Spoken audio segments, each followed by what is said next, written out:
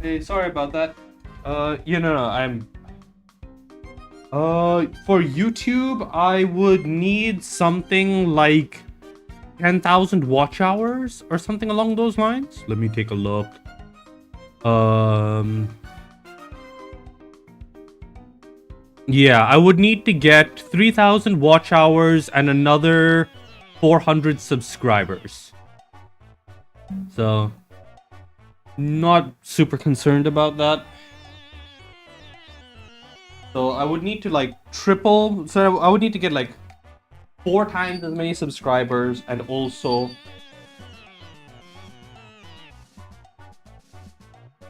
I would need to get 4 times as many subscribers, and also like triple my number of watch hours. I could theoretically do some stuff about the watch hours. That's not that bad. Um, but uh, the subscribers are another thing, and I'm not super interested in.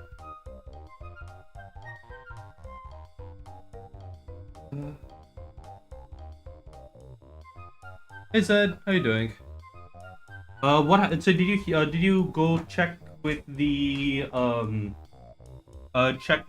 computer store about your system?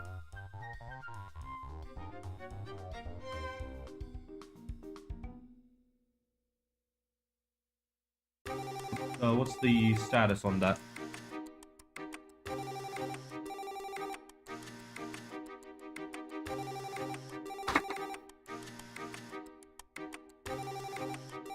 Uh,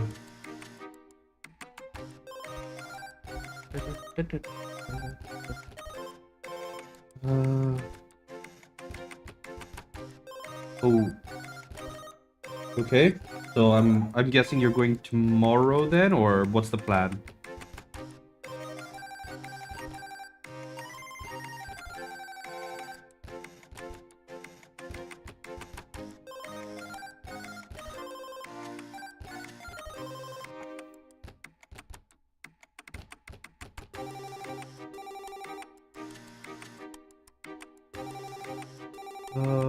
Wait, is YouTube dead?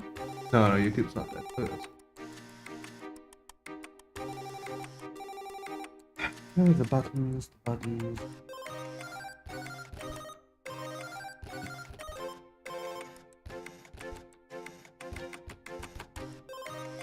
Hmm. Okay. Uh, Zed's PC isn't turning on.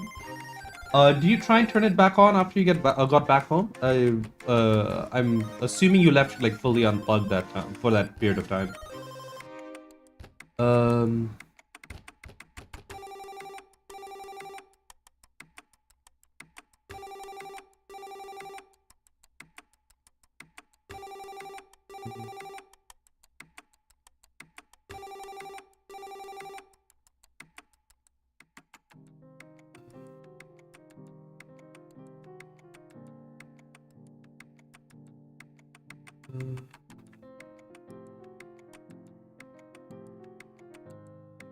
Oh, that's unfortunate. Hmm. Well, in that case, oh,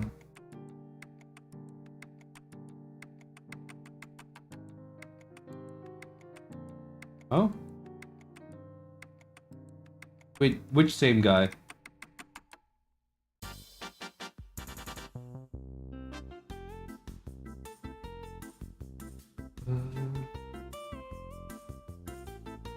Your Gundams? Uh, nice. Um,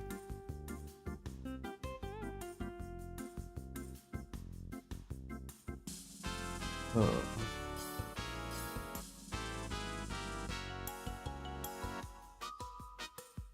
okay. I need to rewrite this section.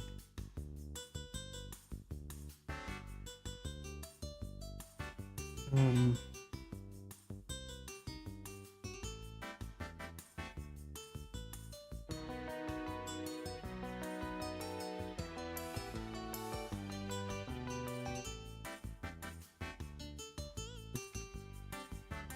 What?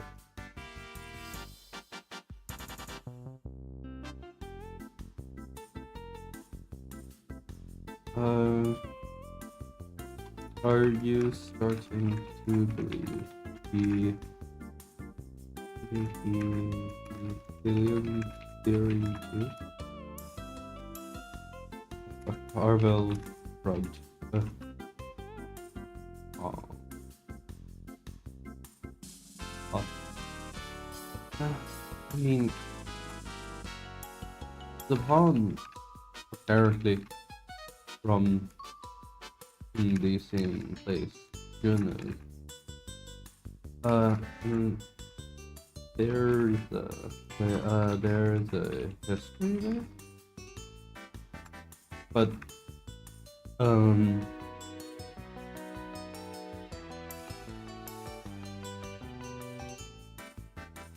I'll need to step away in a bit too. Yeah, I'll need to step away for like 2 minutes to turn off the gas because I'm making another batch of my iced lemon tea. So yeah, I was going through so much iced lemon tea. So I was going through so much iced lemon tea that I did the math, and right, even though I'm getting it for pretty cheap. No. So there's, well, kind of, right? So tea is iced lemon tea in this case is a sweetened lemon flavored tea. I make a 0-calorie version of it, and I used to buy this stuff right in cans from the store. Thing is, even the cheapest option to buy it, I was going through so much of this tea that I was going through so much of this tea that when I did the math, it costs me less to buy all the artificial sweeteners, buy like all the ingredients, make a 4-liter batch of it at a time, and like do that for tea. So uh,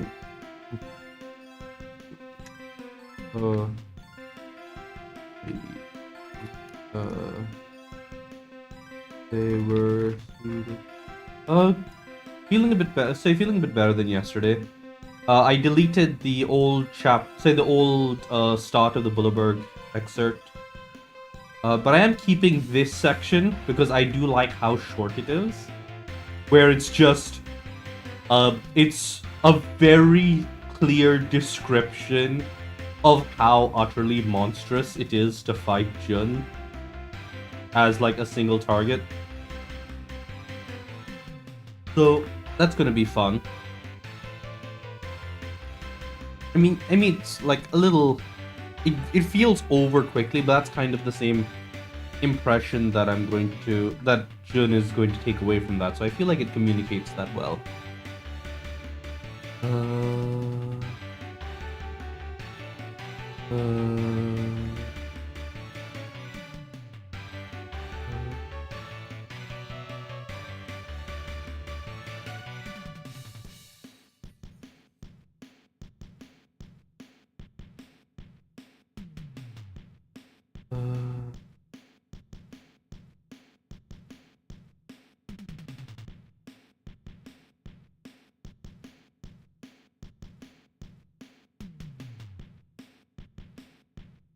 Ooh. Yeah.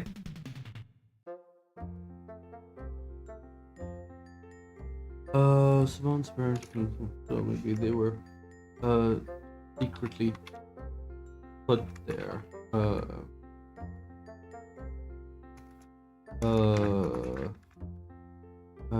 as a kid.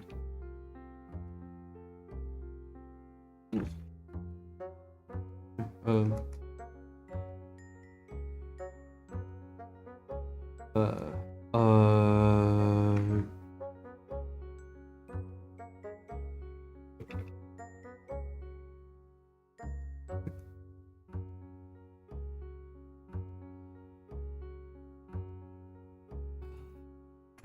let's get it before the said before the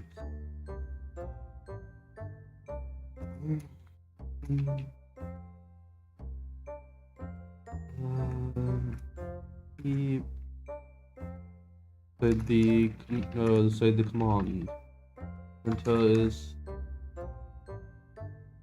yeah. Oh, what's with the different smiley emotes?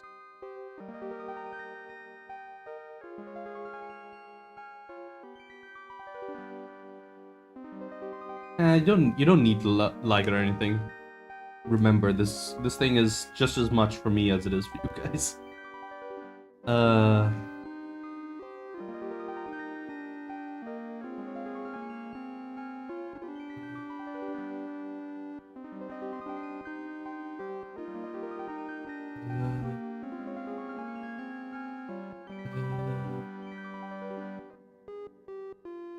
Yeah, at the same time, I honestly don't. I honestly don't care. If if the streaming goes somewhere, and like it looks like I'm on the path to making it something viable, then maybe I would push for it. But right now, I have like 7 different ways of progressing things that like trying to say focusing on a Twitch career or a streaming career right now would be super messy, right? I've got I've got like a bunch of stuff that's going on at work right now. I've got a bunch of like personal projects and stuff that I need to work on. So until I've got all of that sorted out, I'm going to keep this as I want to do it well. I want to use it to focus on my project and that kind of thing. But at the end of the day, I can't afford to split my focus on too many things and like overdraw on my energy and everything else.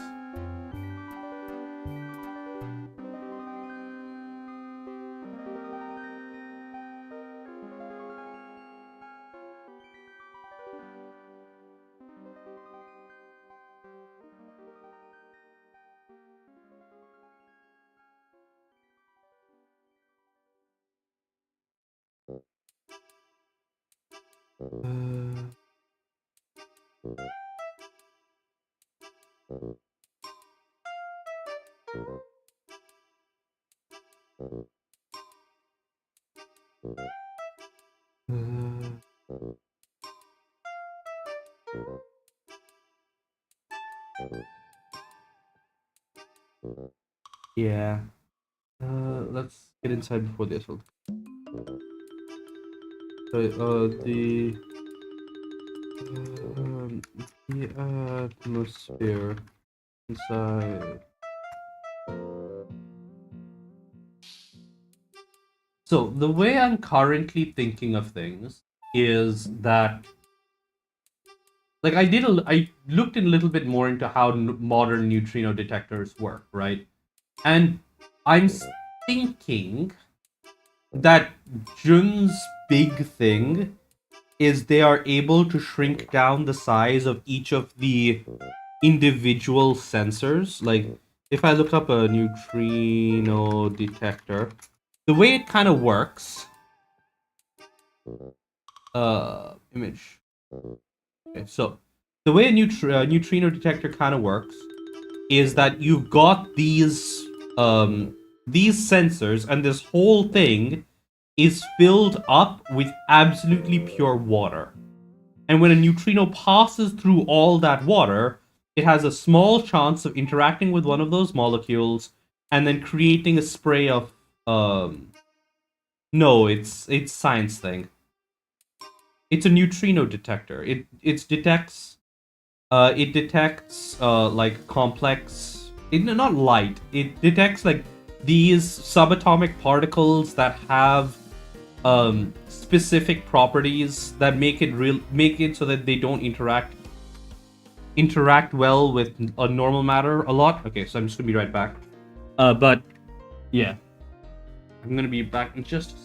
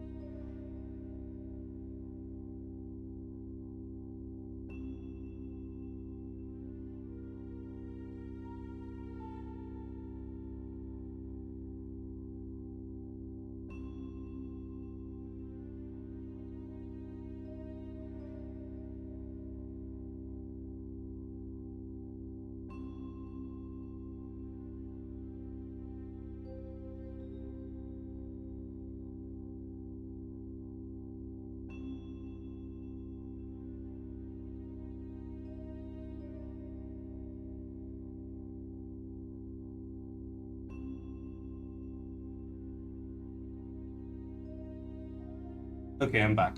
But yeah, so neutrinos are these subatomic particles that don't interact with a lot of normal matter, and this is useful for a bunch of different things in science, but specifically in battle tech, which is the setting of this story that I'm writing here.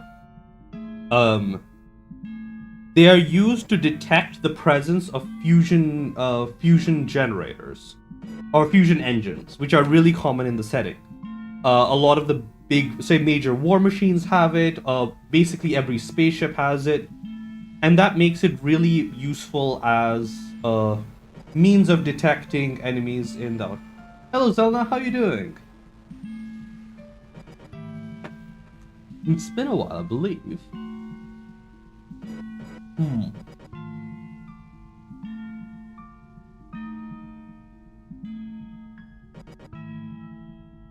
you changed your name?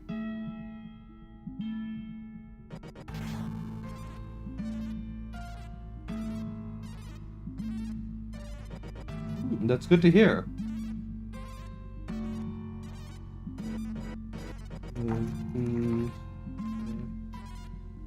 I believe Zelna changed their name at some point, but I think I remember them from some of the earlier streams. From about almost 2 years ago at this point. Because I think I remember.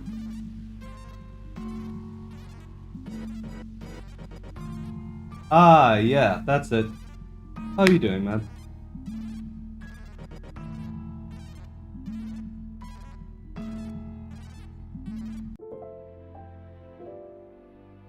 But yeah.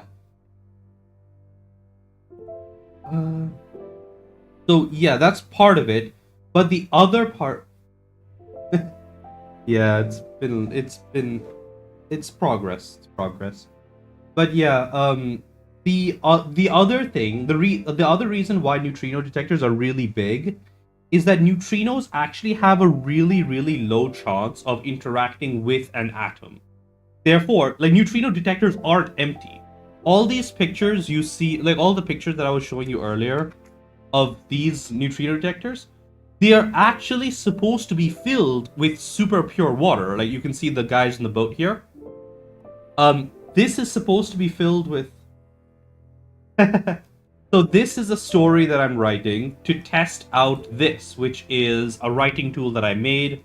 It's supposed to give like a power set that's sort of like Iron Man or like Reed Richards or that kind of guy who's like the really smart guy who builds stuff and yada yada yada yada, like the gadgeteer genius. So it's like Batman or Iron Man or Mr. Fantastic.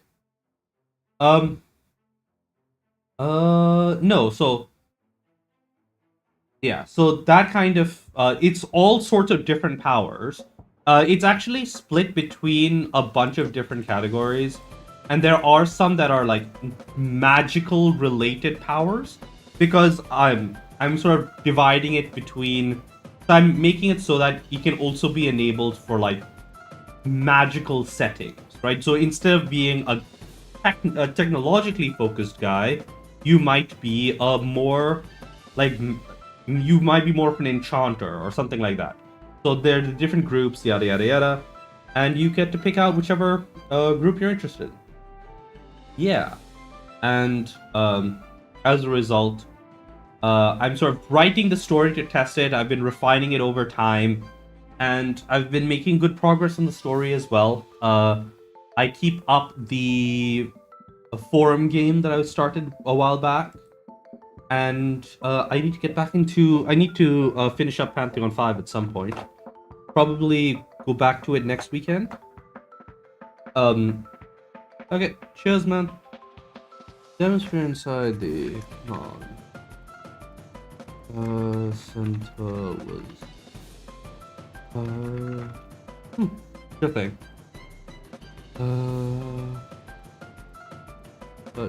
As people. But yeah, so back to the neutrino detector point that I was making, Robert. The thing about neutrino detectors is you need a lot of atoms. for the neutrino to interact with so that you get that collision event, and the collision event is what you're detecting with all of the spheres on the outside wall, right? So, like, in order to pick up those events, you would still need a lot of atoms. I'm thinking what the weak force thing can do is stabilize some really, really like super heavy atoms that makes like a super high density brick that is very good at detecting that is very good at initiating these events that are then picked up by the sensors. Which means you can make smaller sensors, but they wouldn't really be super useful for missiles. Because like the underlying science says you still need a lot of subatomic particles for the neutrinos to smash into. And that's kind of fundamental there.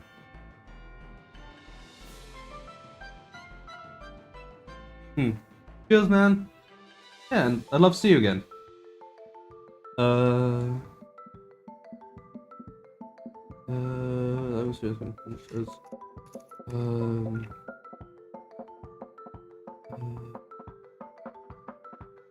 as they watch the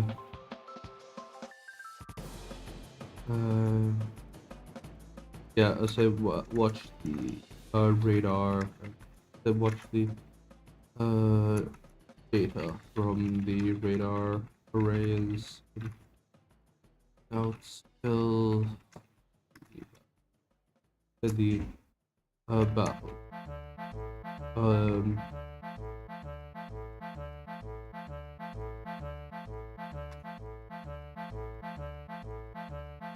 So the thing about it is there are a lot of neutrinos that are coming. Like, A, there's the star, that's one big thing. And two, you would be very surprised at how many neutrinos pass through the Earth, right? I believe, I don't remember the exact math, but there are like millions of neutrinos that personally pass through you, like every second of every day. It's just that they have such a low chance of interacting with your body that you don't like nothing major happens, which is why you need a giant block of pure water in order to get those interactions, even though a lot of neutrinos pass through a space. Um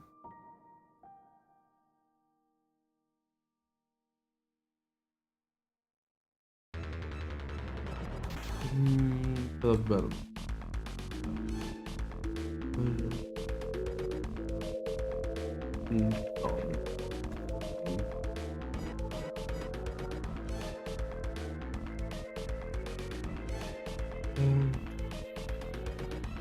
This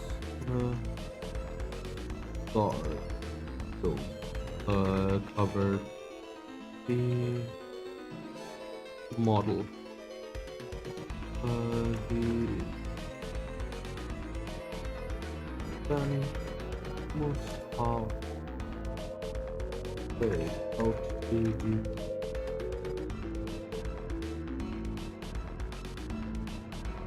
halfway out to the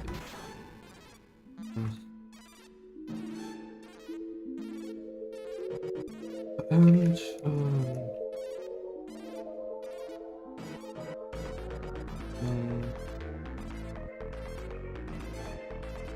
the previous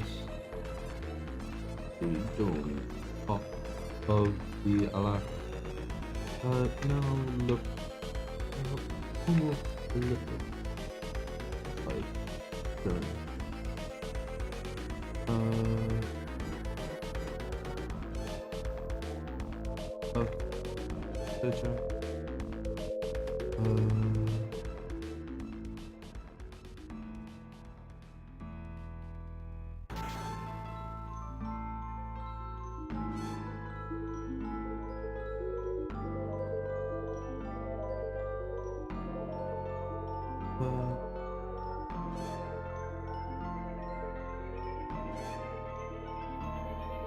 Oh, ah.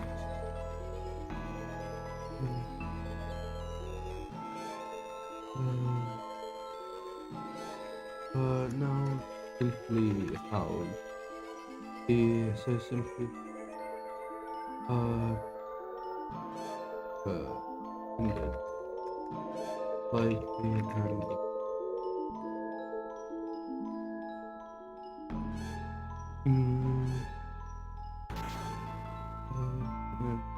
in an angle that fit.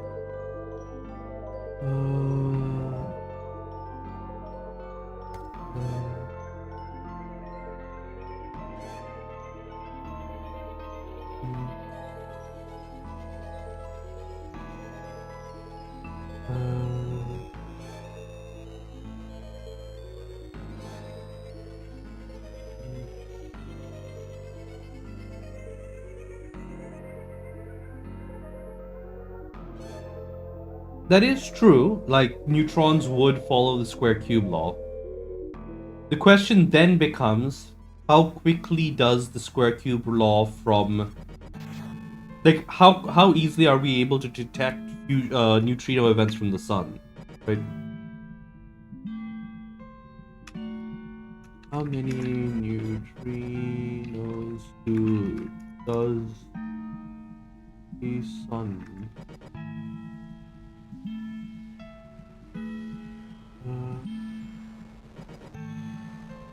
let's see, solar neutrinos.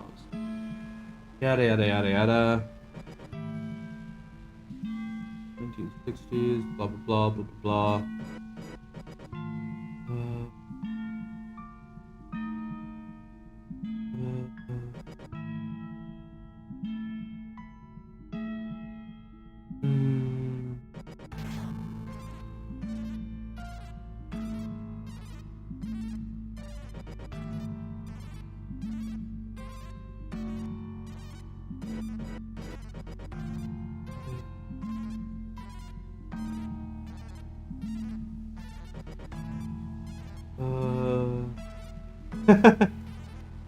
Look at that. So yeah, you would have compare. You would have to compare the neutrino output of the star versus. You would have to correct for that. Like, how would that come out? I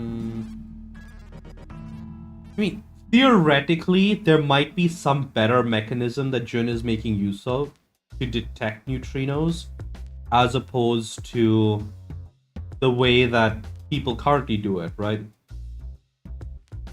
Yeah. Like, even so, that is a lot of neutrinos. But yeah, the question really is,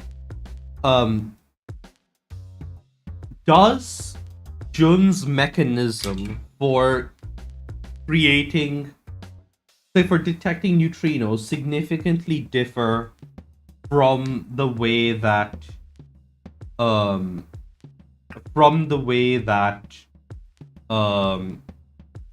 people do it in the real world, right?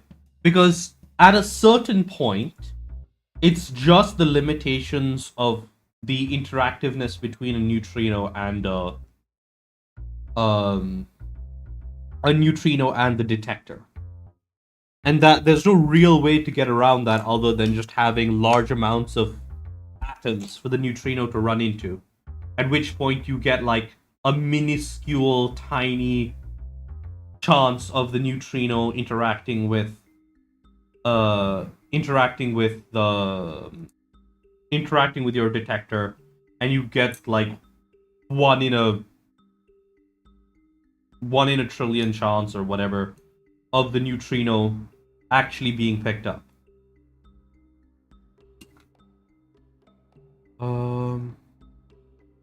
What is the chance of actually detecting a neutrino?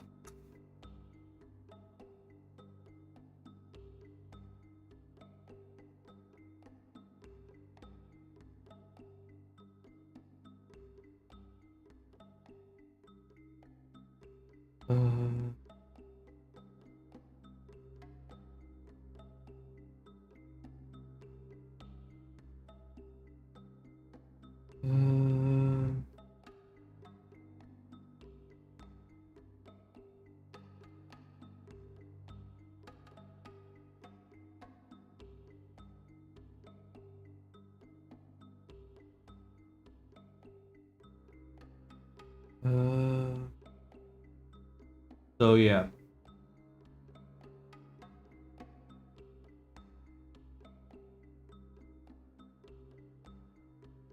Um, Not really. The smaller you make the system, the less likely it is to pick up on stuff. It's the point. It's when you scale things up that the massive perk kicks in. But like part of it is that I think what Jun would be able to do is have some means of like detecting weak interactions more effectively, right? Maybe this would be a situation where it's like they need to engineer a certain specific uh um high atomic number element. Like they would have to manufacture an island of stability, enough island of stability atoms to create something that much more easily interacts with neutrinos. Uh,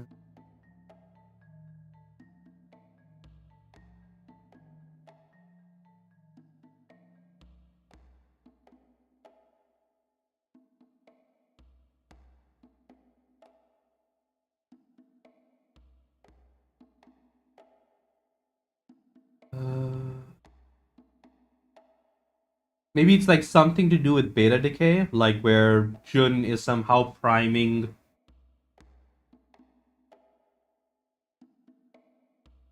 Hmm,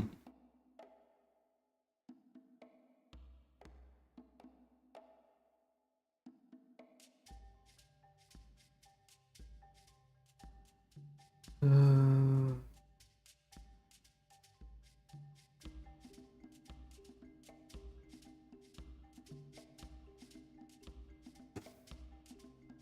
uh,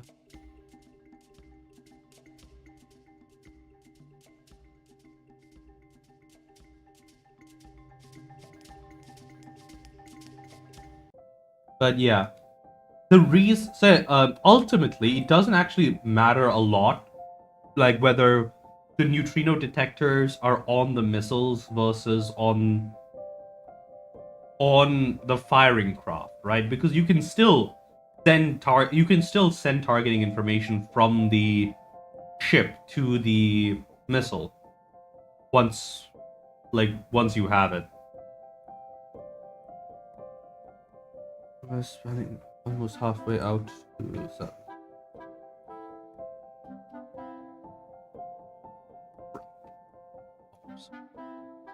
High angle. Uh,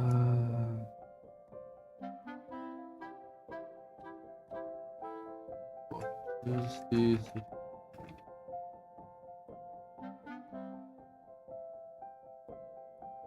I think one of the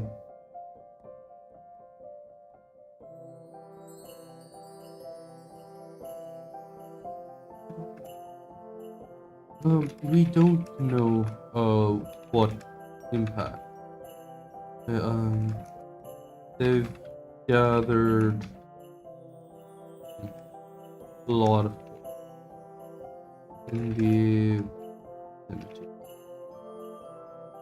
uh, and we're picking uh, and we're picking up on the signals from the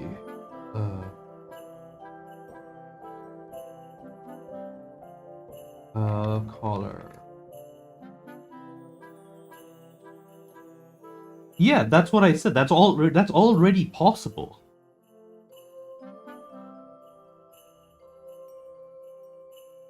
I've already said that Jun will eventually be able to create a neutrino detector about the size of a car, right? That's what I posted in the chat. Right? If I go over here.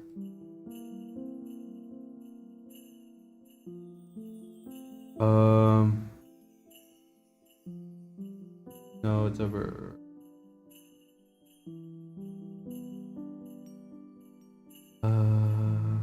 rough scale of a car.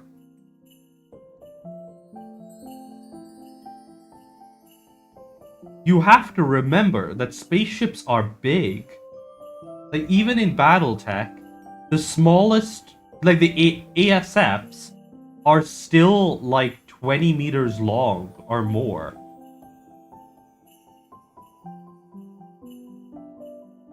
A proper bomber would definitely have space for um something like this, especially if it gives that much of a detection advantage.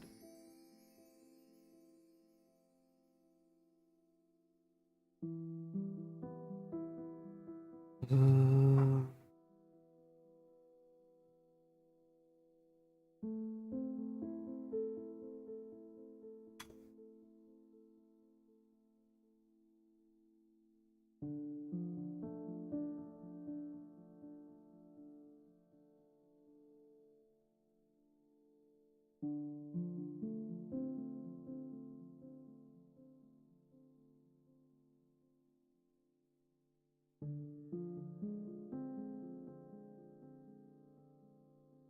uh,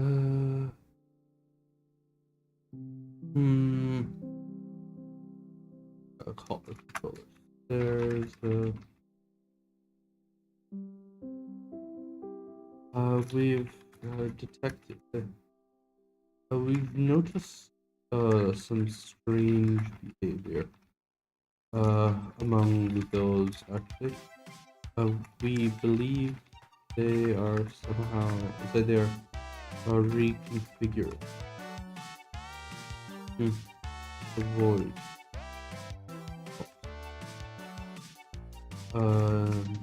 And for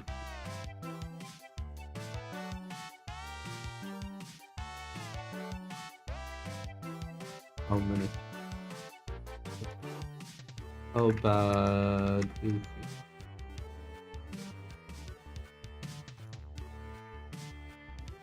We think that most of the forces on the planets have made. There's at least 20, at least 20,000. So there's at least 10,000. How many soldiers were deployed now? Soldiers deployed. Blah blah blah blah.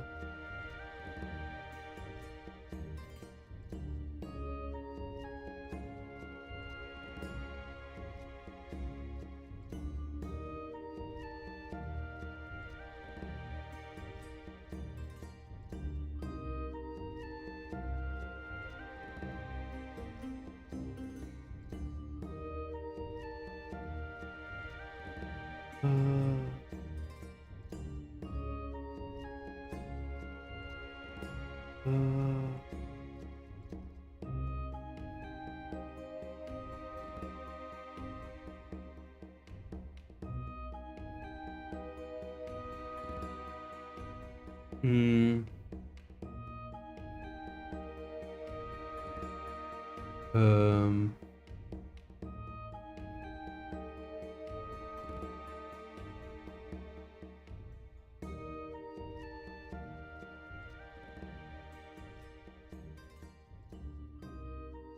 Just. Oh wait here. We've noted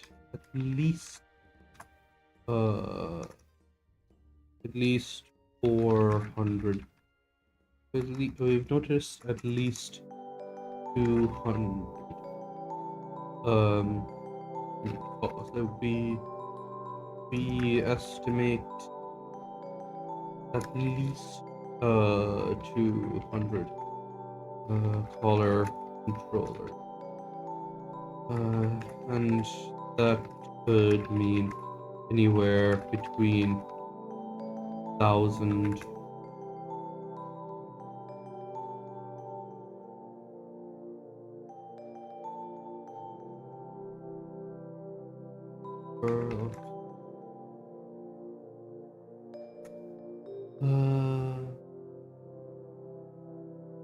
Between 1,000. What's that? Okay. What is the Union battle tech?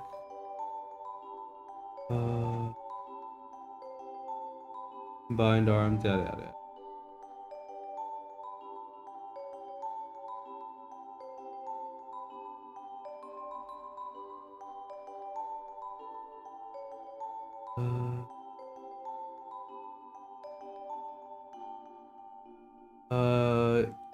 Union infantry capacity battle tech.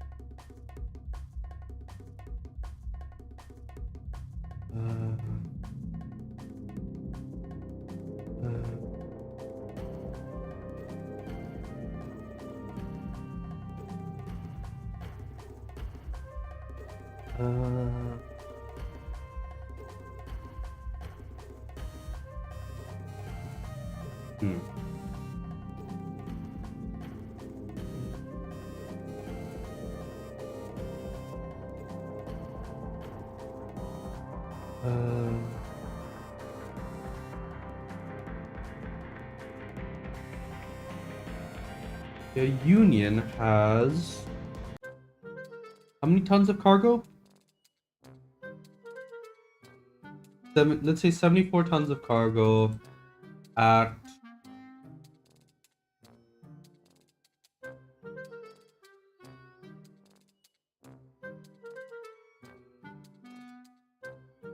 $28 times 74 is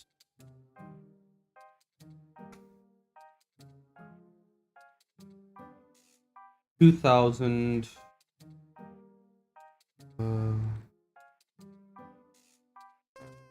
At least 1,000. So at least 500. Anywhere between 2,000 and 10,000.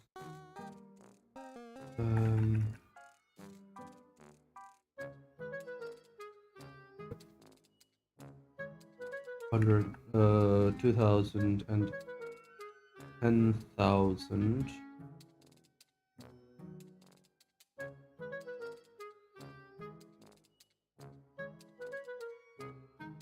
Uh, 10,000 when you count for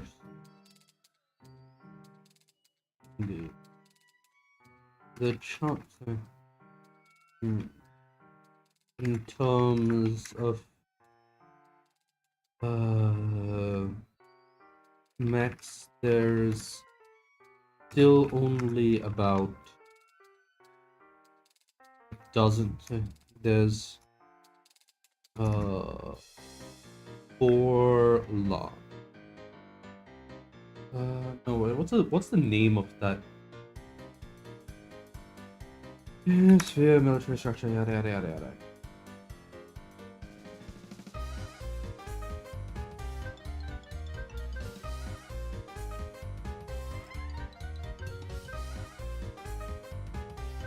Launch.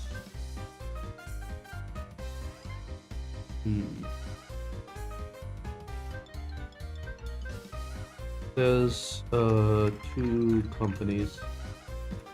as a part of said two companies. At least as a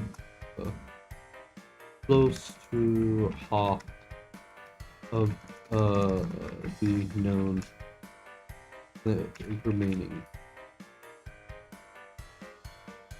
forces. Here are no.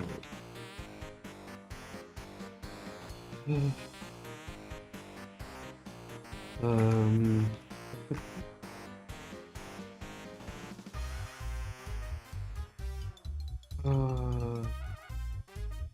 We're getting radar return.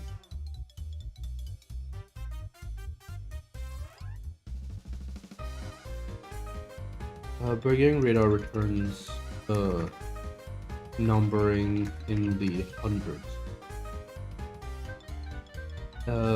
For vehicle. We still can't get much in the way of radar returns, but scouting suggests that there's hundreds of waiting out there. Most of them armed with some sort of field gun.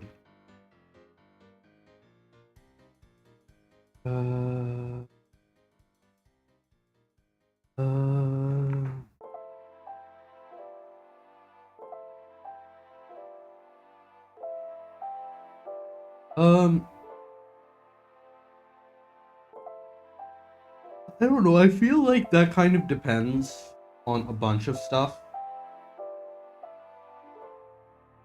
as well as like what the thing is. But yeah, I'm not being super careful. I'm just saying that hey, it's the 28 times the 74 from the Union. That it needs to be on the lower end anyways in terms of enemy forces, because they will also have transported a large amount of field guns for technical conversions, right? So that'll be unmounted AC2s and AC5s, as well as small and medium lasers. So, yeah. Most of them armed with some sort of field. Not to mention the SRM and LRM launchers.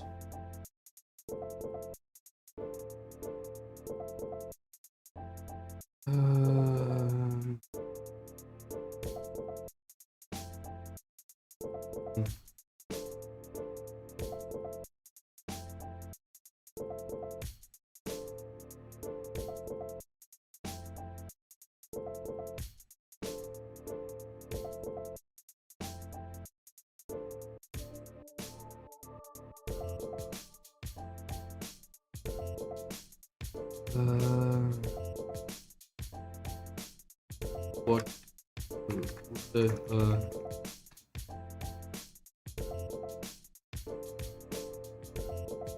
okay, I'm gonna be right back. 1 second.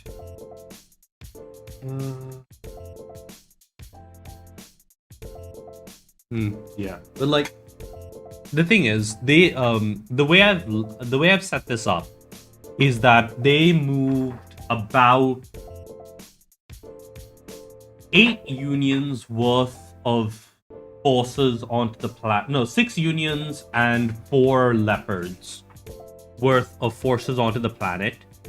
A lot of that was not just in people, it was also in equipment for upgunning technicals.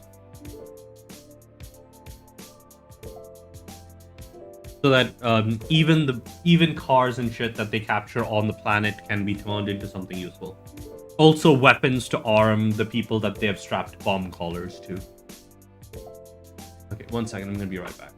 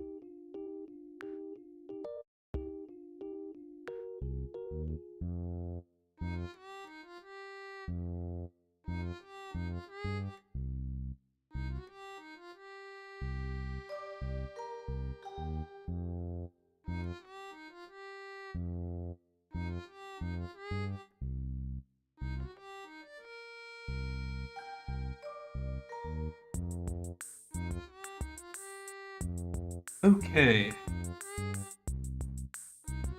What am I missing? We still can't get much in the way of radar returns, but scouts suggest that there's hundreds of things waiting out there. Most of them armed with some sort of field gun.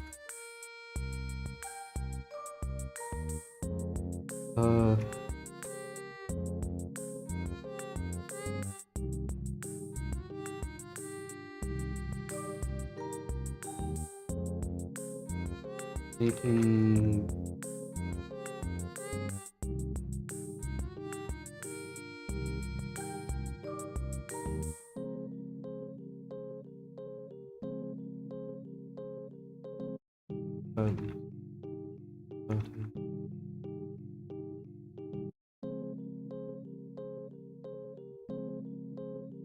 the obvious question went unasked.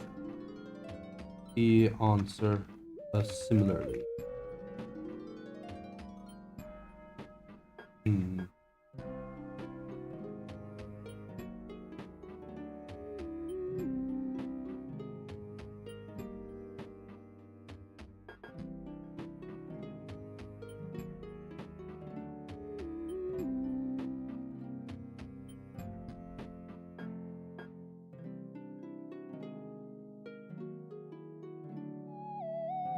Ooh. Oh, that's actually a really, really interesting role.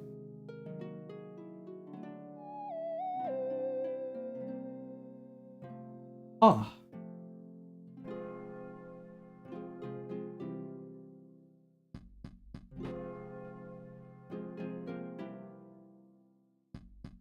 Did I put in the roles for 39? I completely forgot.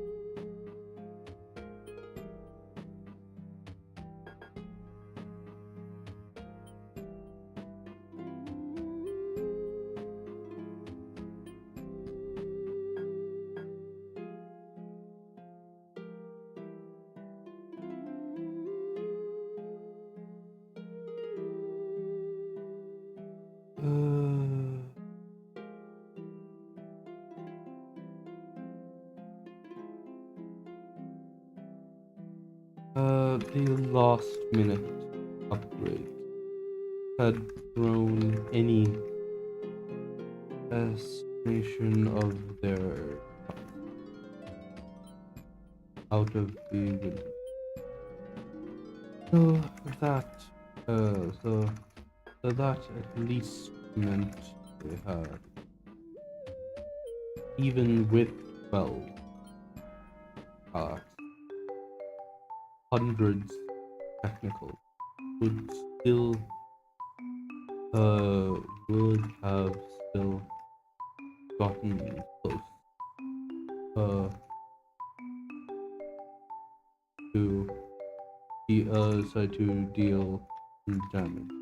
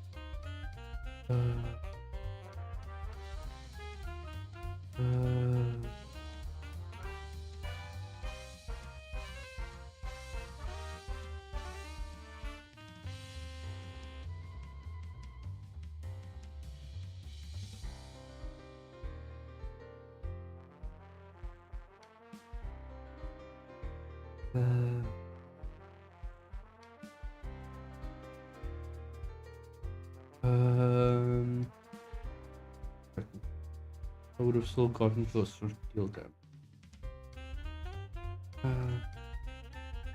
And even with the expansion to the experimental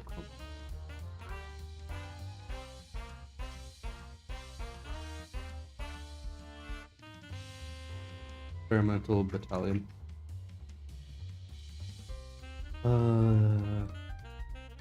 That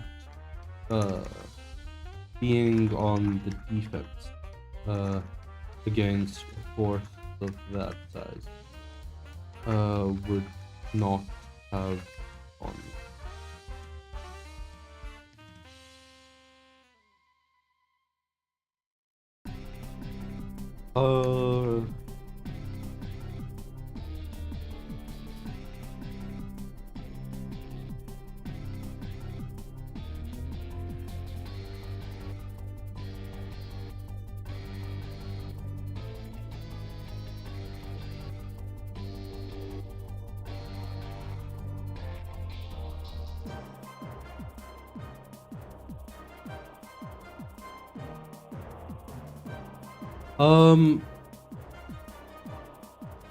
I don't know because it'll be in the war. By the way, I just had to roll 73. This is a massive boost. Jun officially has very few problems when it comes to making things mass producible.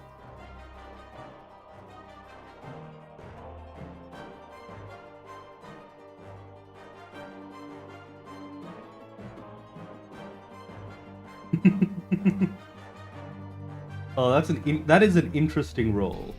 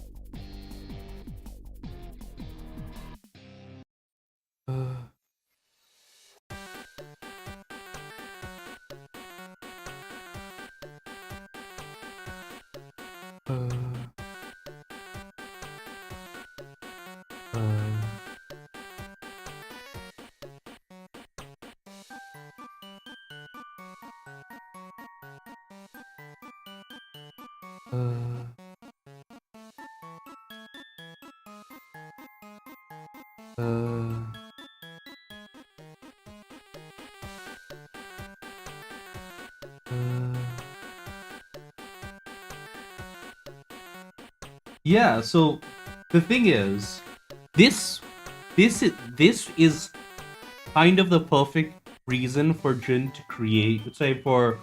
to eventually create their quality packages, which is going to be even more chaotic for the Inner Sphere because think about it, like Jun, like following the war with Victus, say the Victus War, Jun is going to be focusing on rebuilding all the planets that they now have accidentally taken over. Because, like, to them, the fact that I guess part of the reason Jun is very different from the other successor lords is Jun believes that the fact that that their subjects would be in a bad condition reflects badly on them, right? So, like, part of their big push is going to be about rapidly raising the standard of living on all of the planets that they rule. Which means proto factories and stuff like that. It is. But yeah, proto factories and stuff like that, where the idea is to have factories that focus on creating. Yeah, so the idea is like, um,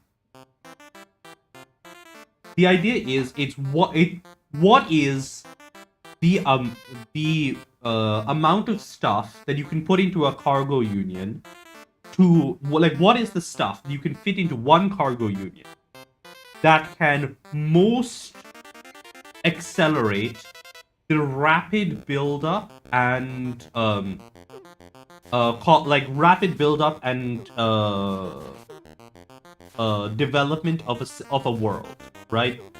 So that is stuff like um or say mining and ore processing equipment, various chemical process, say various like chemical reactors, hyperdense food stuff. So Jun is going to be doing like spirulina as well as other microbial food products to create like um hyperdense food packs as a way of like temporarily alleviating hunger. They're going to be setting up like 3D printers for like 3D printers for rapid building and all that kind of thing. And they're going to be focusing on, okay, how do I mass produce everything needed for a civilization? Okay, I can't fit all of this all into a union. What do I need to mass produce all of this stuff? And then they'll come back to, okay, I need to have these workshops and all of these stuffs. And then how do I fit this into a union, and goes back from there. And that's kind of where it is. And like part of it is Jun is also going to realize part of the problem is I'm going to need people. And because like just like the population of those worlds are heavily below what they need to be to like actually support large scale civilization, which means I think this is this by itself is a justification for um Jun going into exo womb technology, with the idea that Jun is planning on significantly bumping up the population of a lot of planets that they rule via uh, immigrants, like basically um, having an option for orphans and impoverished people to move to their planets, because like Jun has a lot of ways to improve um, education. So yeah.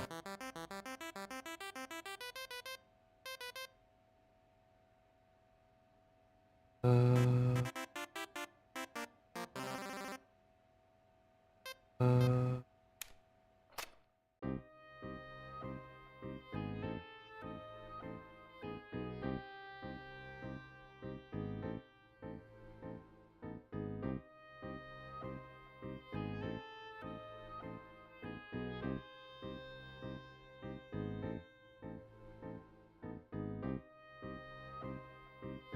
uh,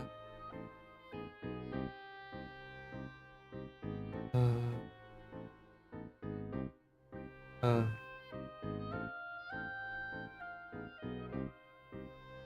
uh.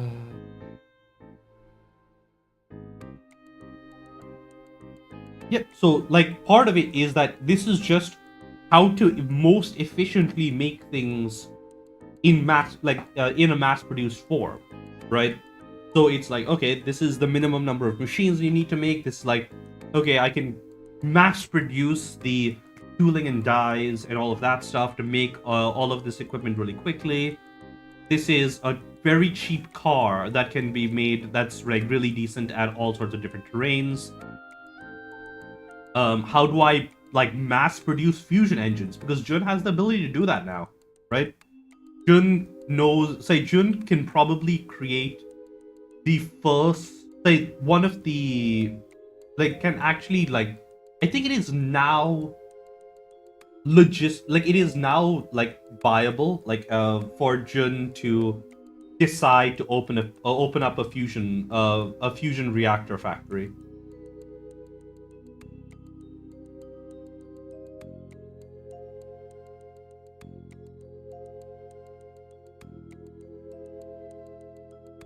Uh,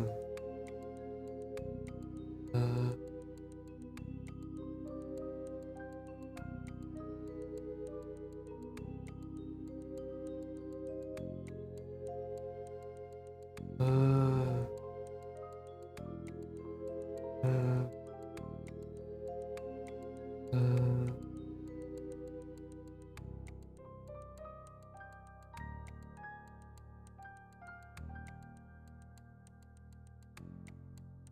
maybe, but like the other part of it is just that um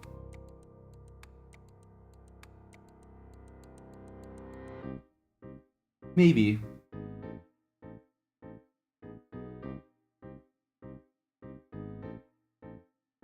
uh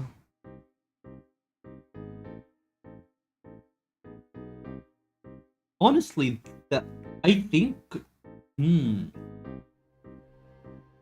hmm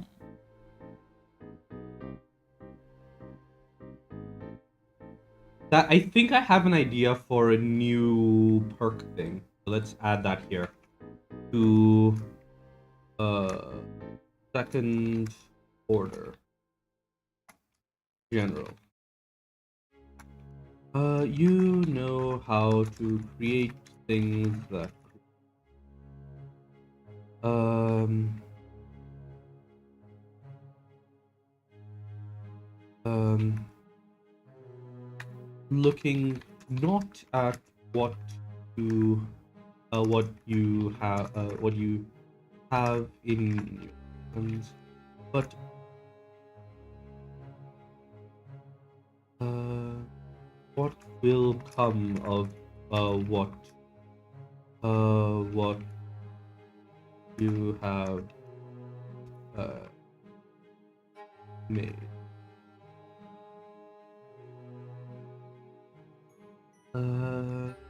You opt for not only the initial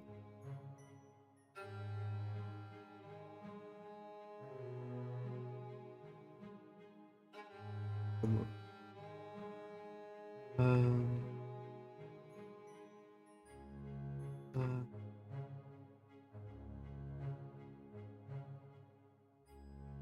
uh,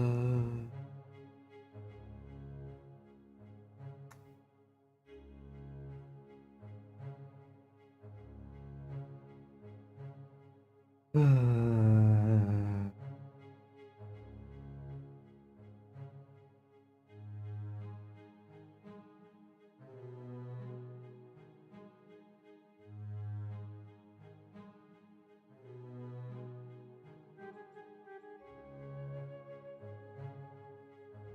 uh,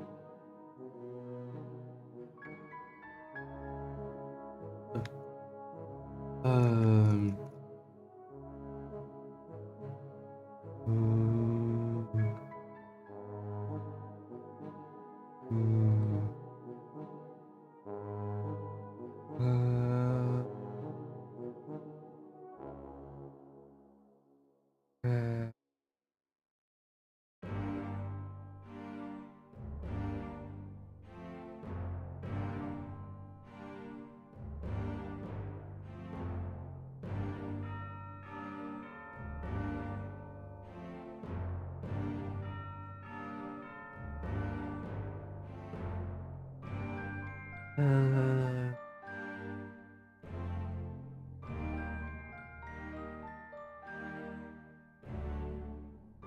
uh,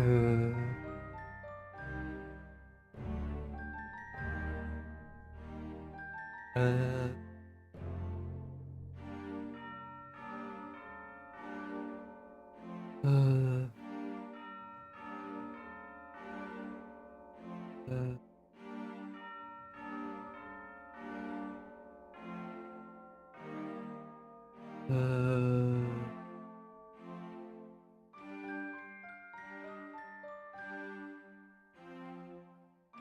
um, mm,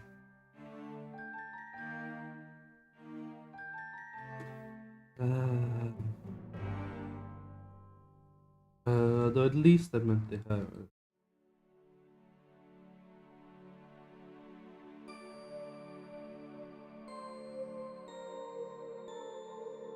We're seeing there. We're seeing ASF profile on the long range radar. Everyone, look alive. Uh, uh,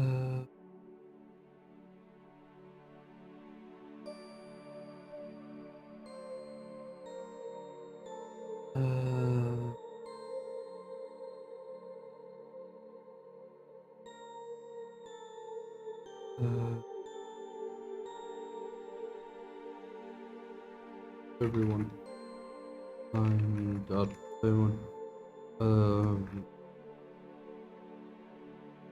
For the table, because the red dot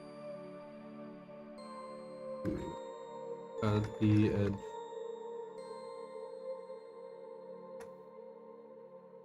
Um,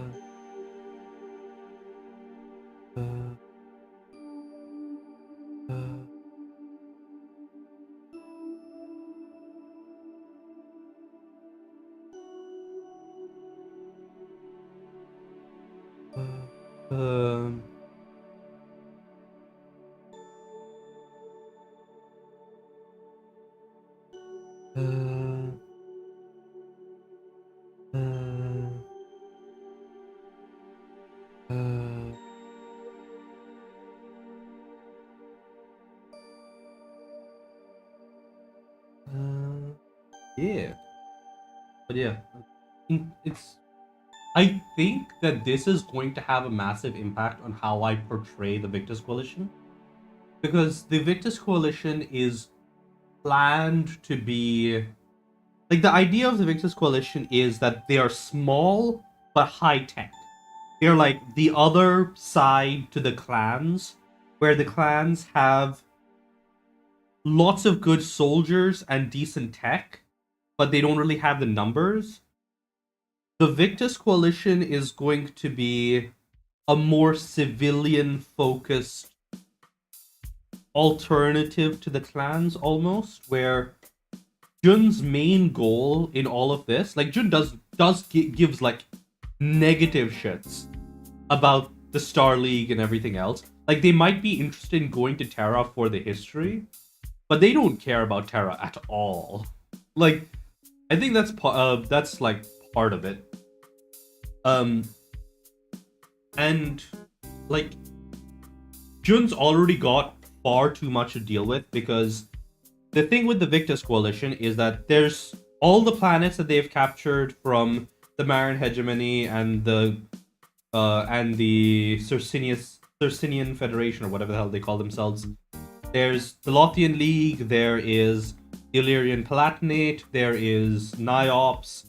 There's a couple of the other planets that are nearby who are going to see what's happening and basically say, hey, can we join? Because, like, if I look up the Inner Sphere 3022 map, say 3025 map, we've got, like, this fella here, right? New St. Andrews.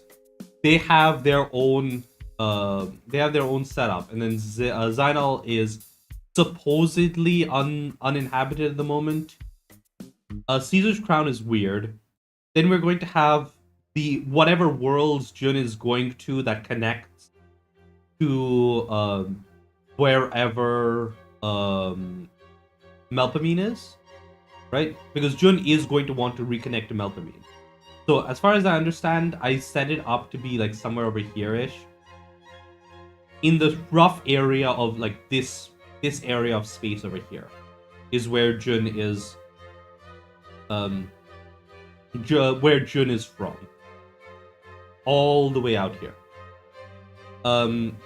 So like basically this entire chunk of space, which is on the same scale as Canopus, possibly larger, Jun accidentally takes over.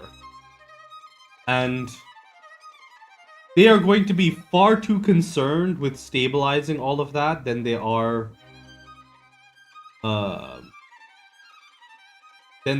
with basically anything else here.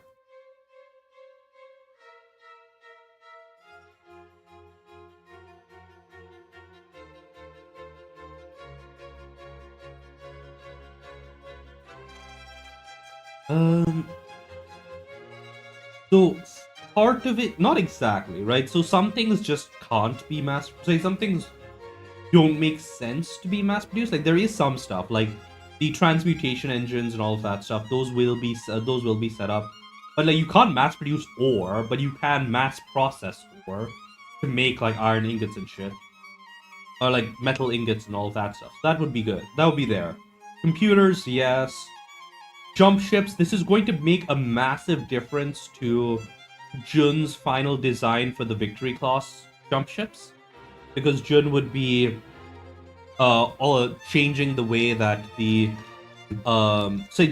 because of this, when Jun builds the slips for the jump ships around Melpomene, they are going to be modifying the design to be better designed for mass production, with the idea that it's able to put out several of these at once.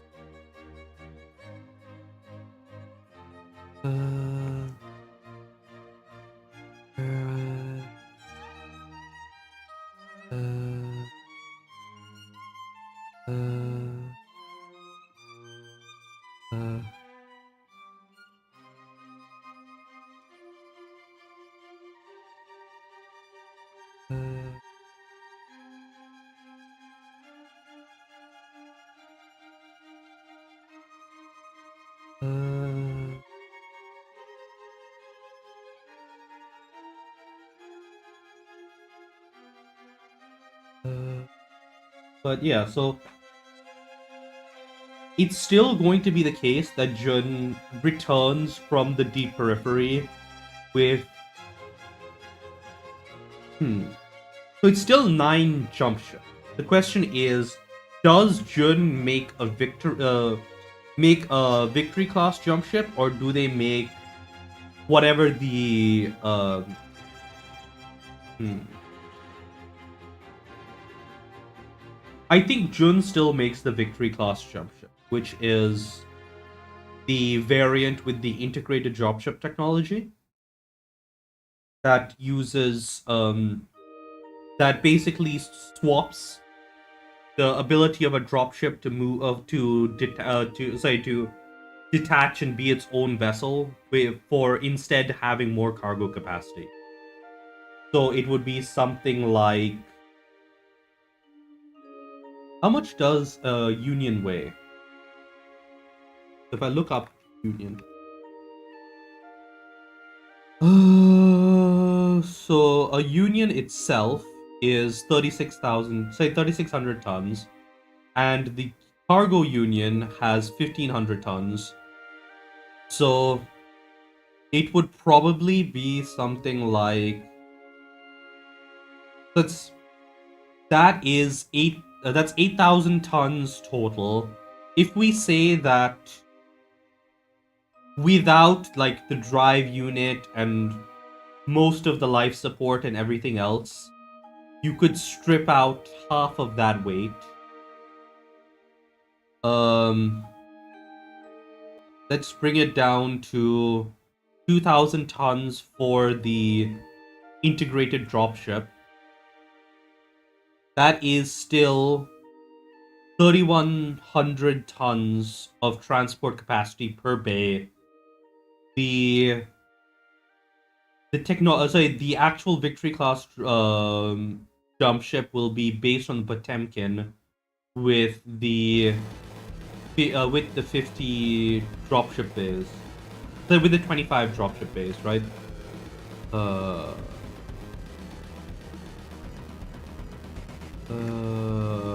Potemkin.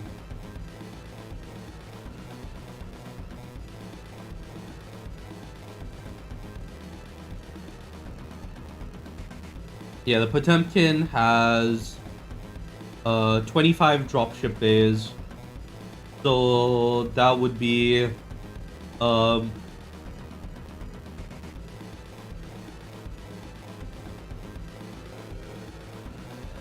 I mean, it's because they've all devolved to feudal bullshit, right? To them, having the Star League is a symbol of authority and power. And that's what they care about, more than they care about material resources and everything else. Because they have all the material wealth they want, right? As the rulers of their nations. Because they are effectively feudal lords who are benefiting at the expense of everyone. They don't really care about the living conditions of other people on their worlds. I mean, technically, you could say that, like, the Davians are supposed to have some level of doing that, and they run, like, the, periphery, caravans, the jump ship schools, but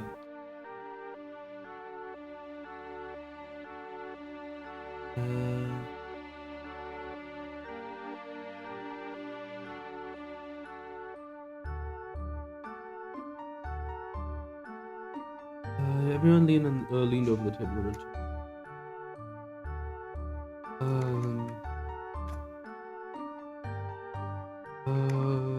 On the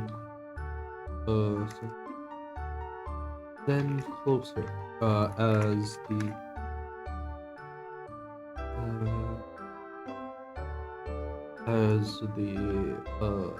horses in the forest. Okay. Jun had obviously Jun had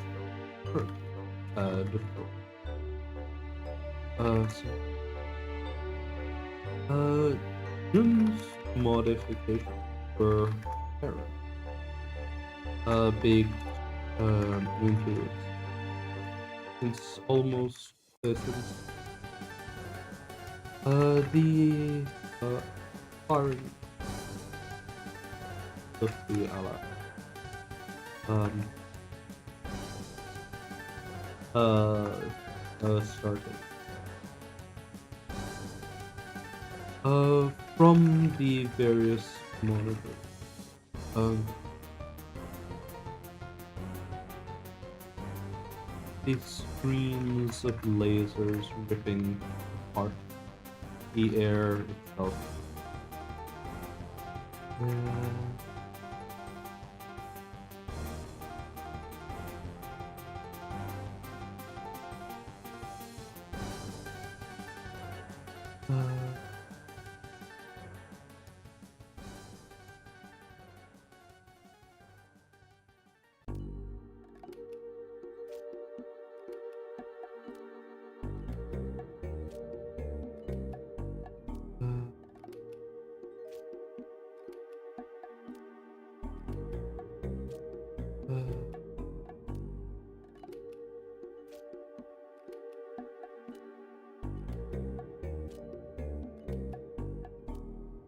From the various monitors, streams of lasers rip apart the air itself.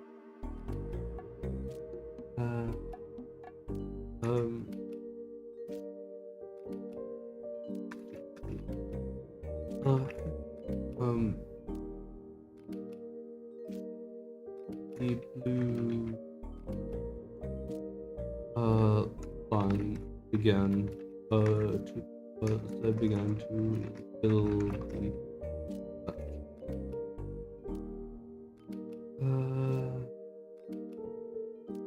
red dots began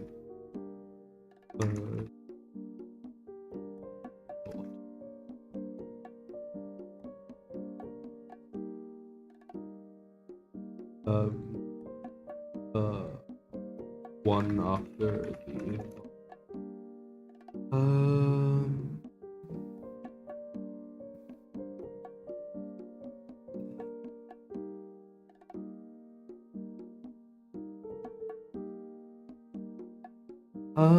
so Jun's plan with the jump ships is that they're going to first build the jump ship yards, right? Which is the actual place to make the jump ship. And they're going to engage their duplication power to make 5 yards instead of 1. Then, while they have their workers operating the other 4 yards, they are going to be leading the progress on the build of the first type of jump ship, which is the Victory class jump ship with the integrated dropship technology. The other 4 yards are going to be working on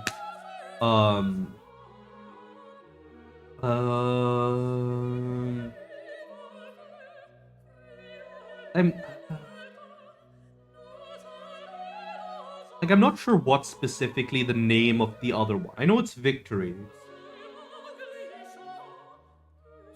I know Victory is one of them. The other one would be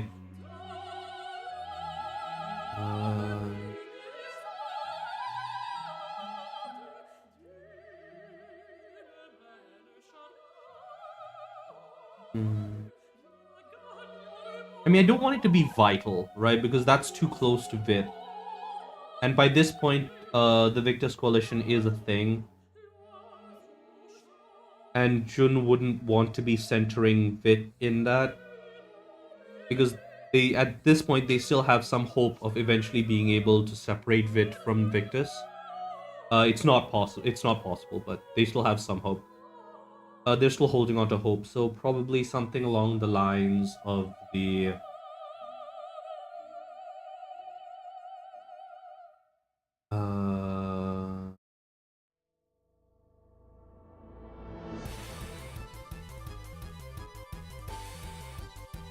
Eden? Oh, actually that kind of works. The Eden class jump ships?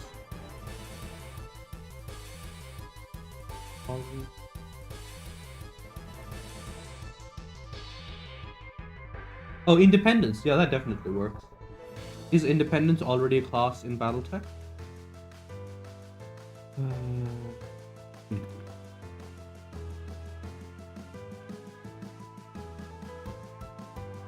I mean, it's a system that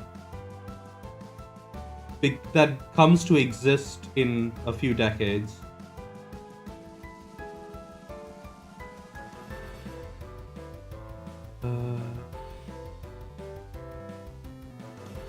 But yeah, Independence class works. So let's add Interstellar. We're gonna add the uh, Victory class jump ship. Actually, I should probably delete that. Add a new folder for jump ships. Add a new note called the Victory class. And then, okay, no worries. And then a new note for the Independent. A more traditional variant of the Victory class jump ships, and which does not make use of integrated prop integrated boom technology, and retains the 25 dropship dollars of its inspiration.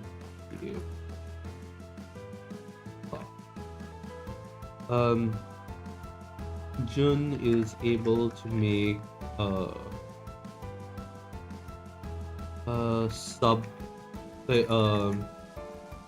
semi-compact KF drive. Takes up about 60% of the ship's volume.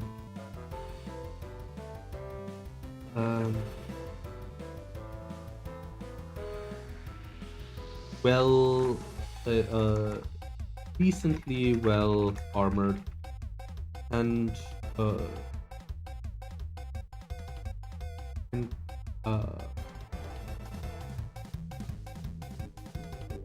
retains and has retains 30 collars.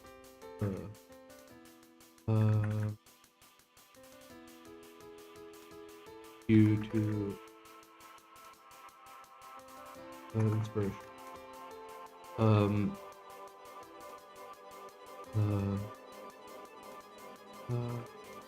The additional colors are possible because the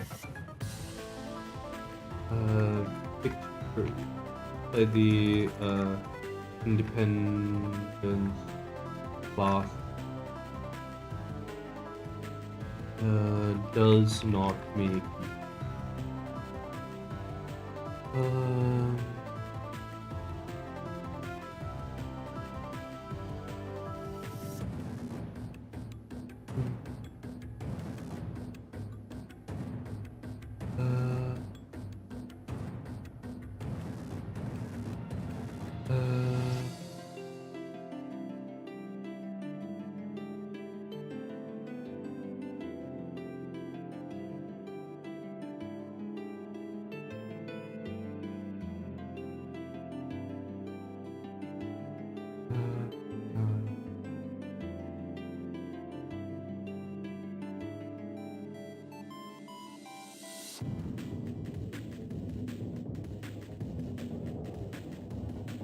decently well off. And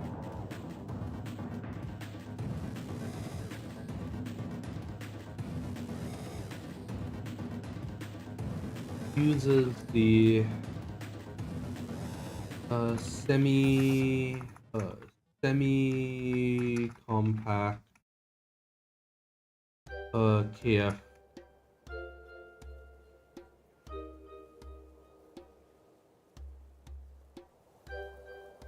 Let me come.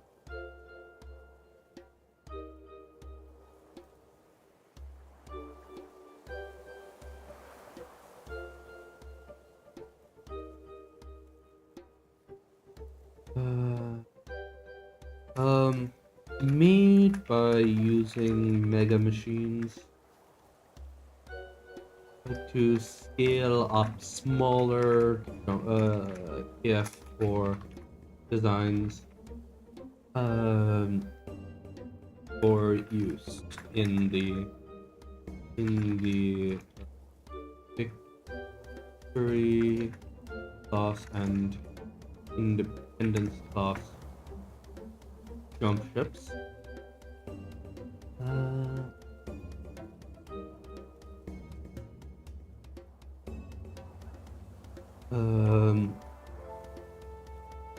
This takes up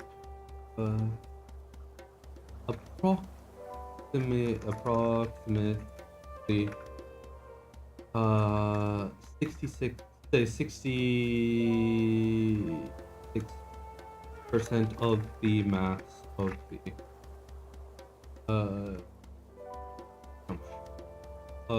the core, not counting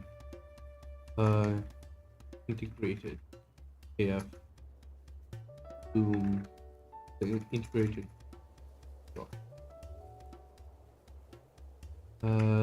KF boom slash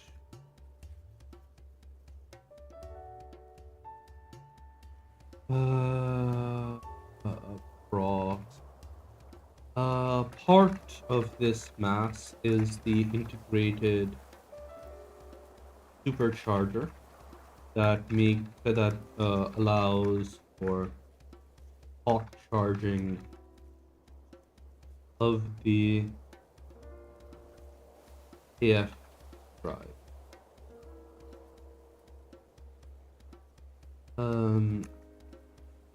Using increased energy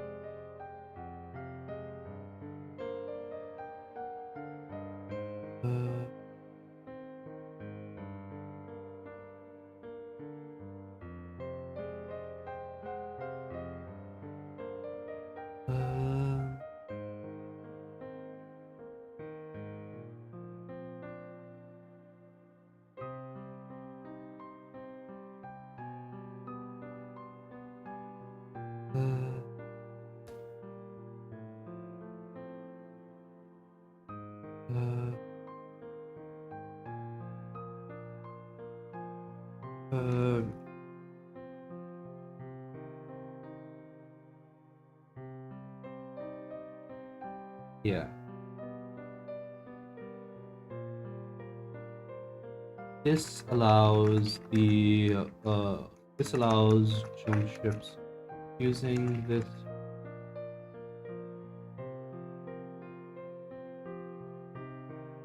What? What is that?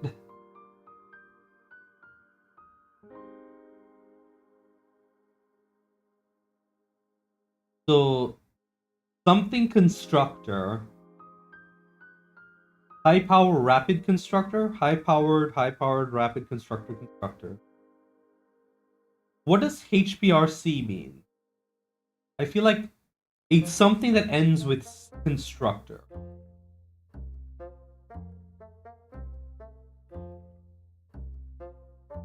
Hand-powered recovery center.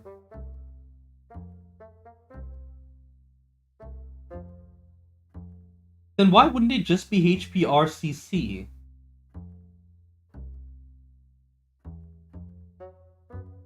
Or is the HPRCC also hand powered?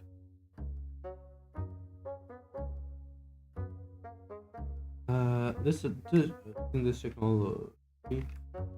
Technology. Okay, what? Okay, I guess. This allows jump ships using the technology to jump.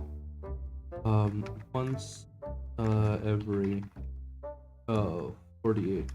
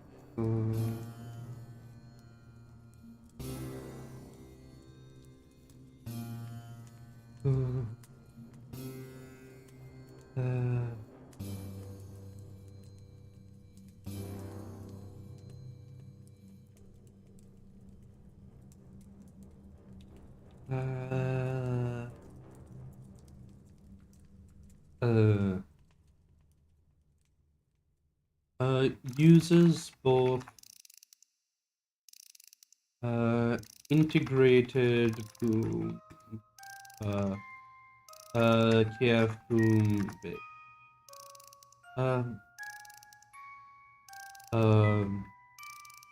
Also used to be called the integrated dropship concept.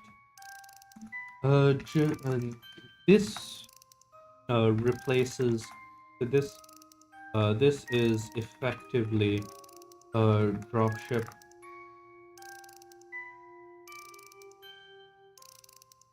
This is effectively a dropship that has been stripped of everything except the KF booms and the hull, and then permanently bonded to a jump ship, acting as a that can provide a great deal of excess cargo.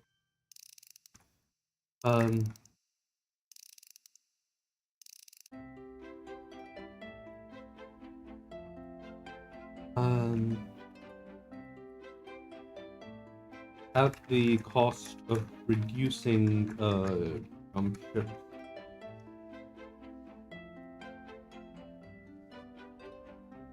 Maybe.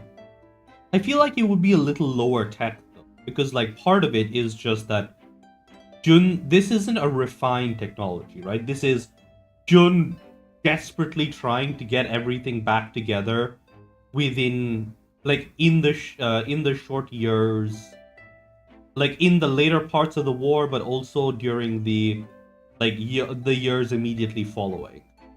because they're trying to get everything back. They're trying to not only rebuild rebuild the worlds that were captured back from the people there, but also all the worlds they captured from the Marians and the Circinians, which have, for in the case of Circinians, not that long, but in the case of the Marians, for centuries been basically a pirate civilization or slaver civilization. Marian. So if I look at this, they came to exist in 2920, right? So for almost a century, they have existed basically cosplaying Rome, slaves and all. So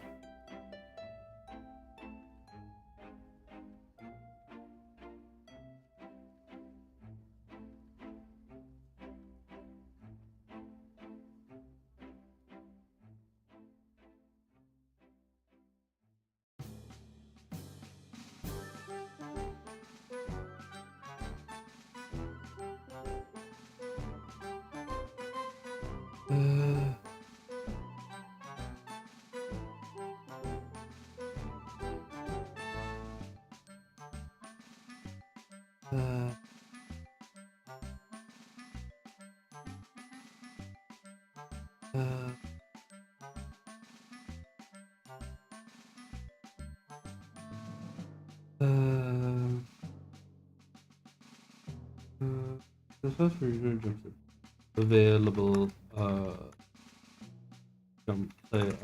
dollars. This can massively improve cargo capacity. Upwards of 200. Let's say about of to the 2,500 tons per dollar. It would take most of a year, actually, given, like, obviously, like, deploying the initial factories wouldn't take a year, but going from the initial factory to a proper industrial base would take more than a year, even with Jun's planning and everything, is kind of the timeline I'm thinking of.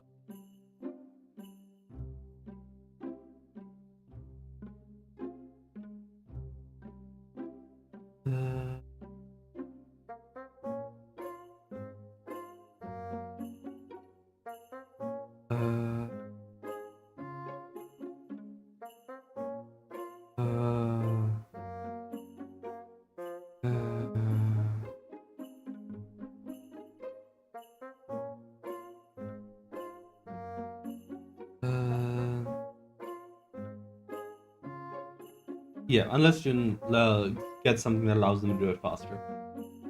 At a cost per color. I use. Actually, what is is it the mammoth?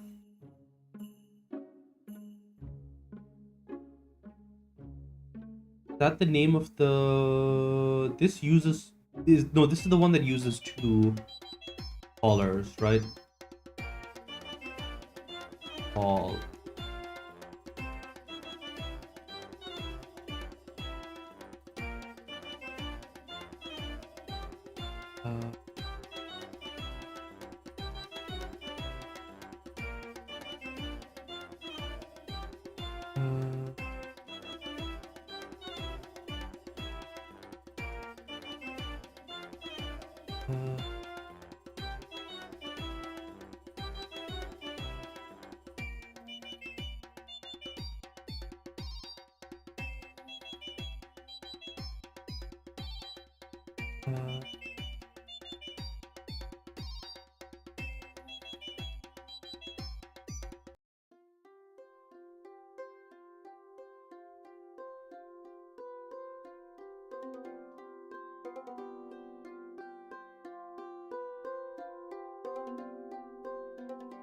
Oh, so it would be 7,000 tons of cargo.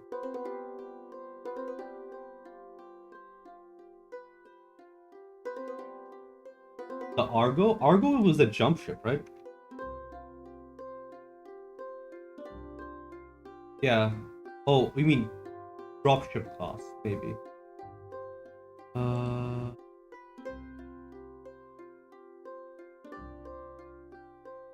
That's Overlord Argo.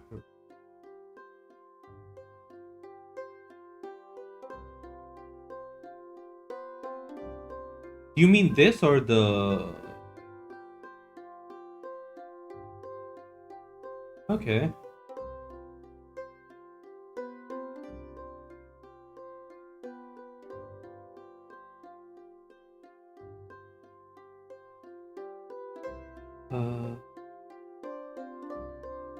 Okay, I'm not sure if...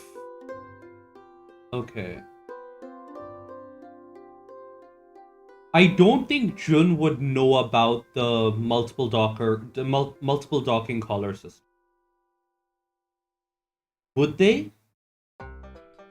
Because I'm trying to explain most of Jun's understanding to come from the Ellingson cache, which will be a Star League era cache that exists on Illyria, according to some now currently not considered canon scenarios written for BattleTech, where and I'm basically saying that, hey, there was a Star League base in Illyria. They had something similar to the Helm Core. I'm going to say that the guy here was part of the initial push to create the Helm Core, and as a result, is doing this. And as a result has like some of the similar stuff, but has more dropship related stuff because they were on Illyria and they were able to get that information. I'm not sure.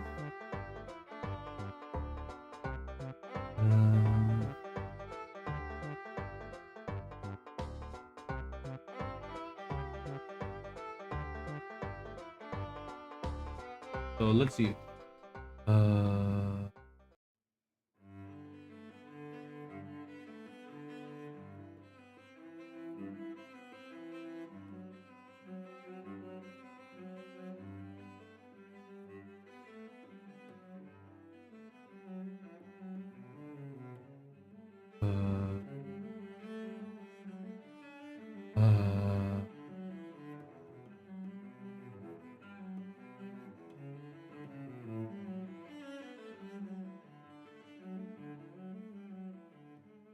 Okay, so that's not super interesting.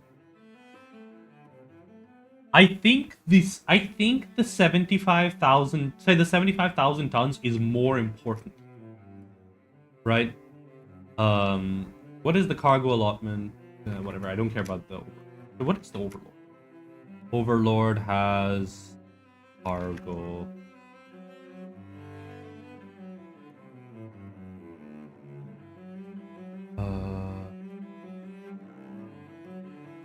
Okay, ignore that then. So, between the Union... So, not the Union. What's it called?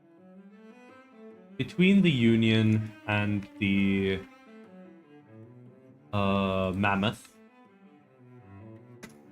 Okay, so between the Argo and the Mammoth, which one has more? 75,000 tons and 52,000 tons. So, Argo. I feel like this would be a more accurate representation of the cargo capacity, 75,000 tons.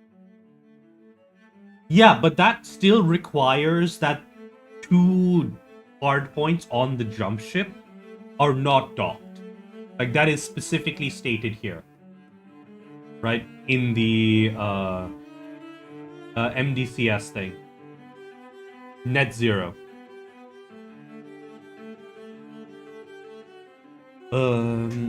Maybe if Jun finds out about MDCS technology, they will eventually be able to improve it and turn it into something along those lines.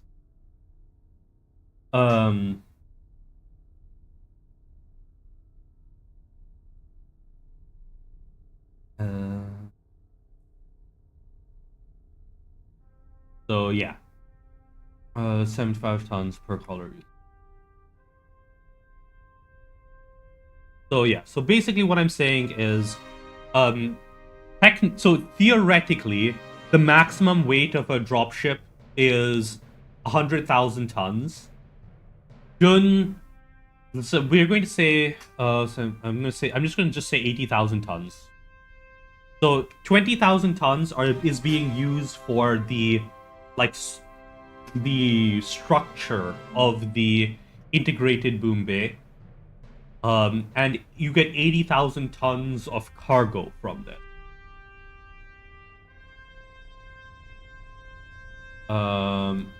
Uses both semi-compact TF drive and integrated boom bays.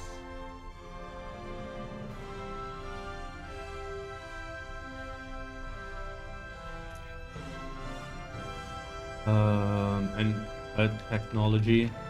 This allows, so this is a MoC level of logistics.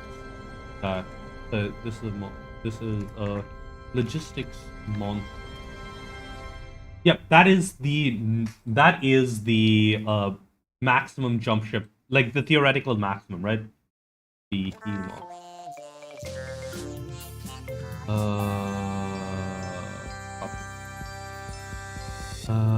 Blah blah blah. Largest jump 100,000 ton. Yada yada.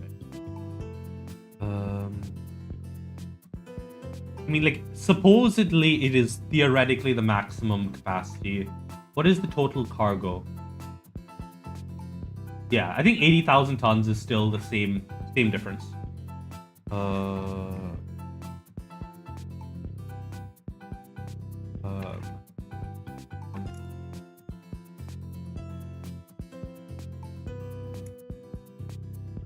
Wait, is there no listed maximum mass?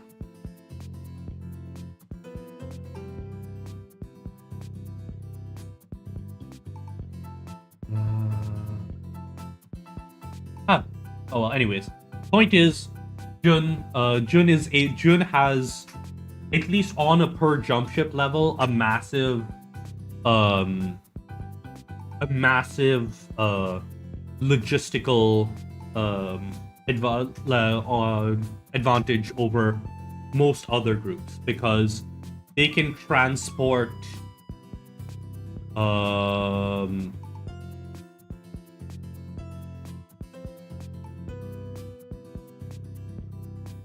2 million tons of cargo per jump. This is logistics. Has 30k. Say, inspired by the Potemkin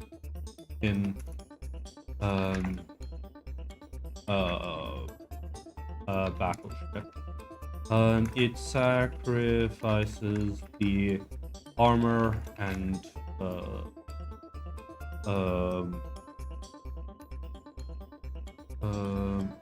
movement capabilities and the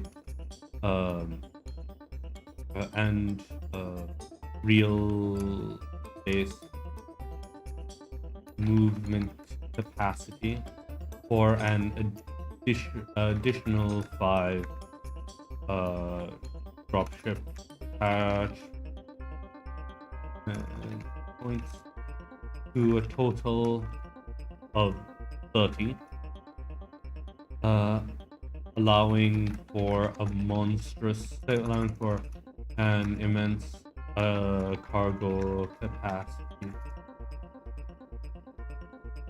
of later.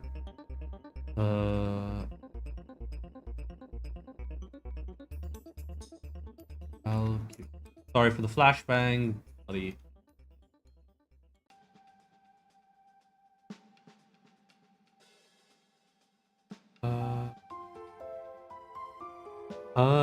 Yeah, so this is, so if I say 800,000 times 30, 24 million tons. per say jump not once.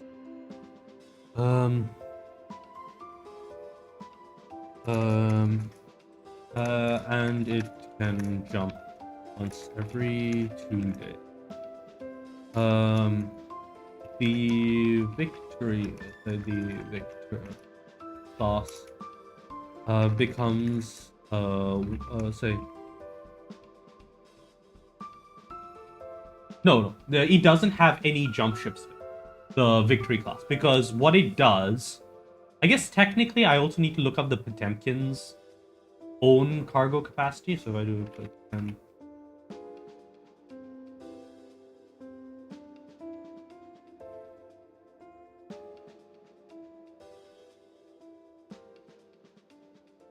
oh, it's not Potemkin. Inspired by the Potemkin battleship, it has a cargo capacity of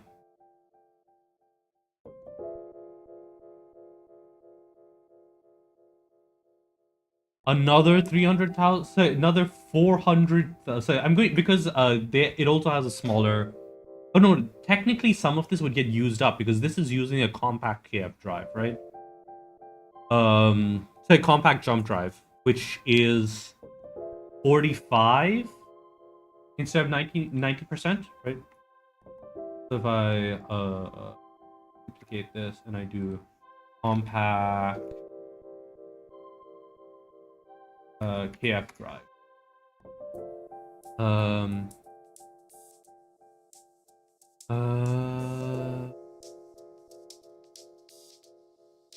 half the mass of corresponding KF drive.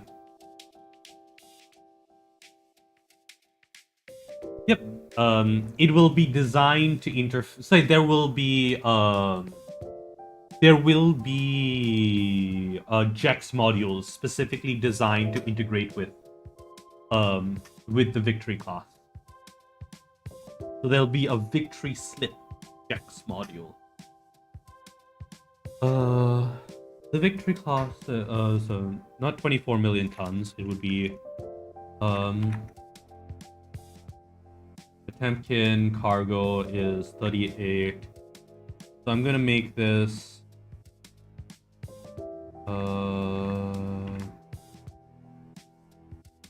calculator. So that was what, 80, so 800,000. No, it's 80,000, right? Is what I said. 80,000 times 30 plus what was the Potemkin again? It is 371. So I'm just gonna say 400 because like there is some lost from the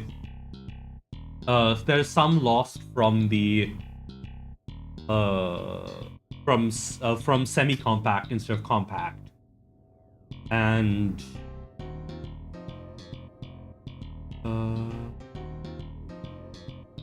70 instead of 90%, because it's halfway between 90 and 45, kind of.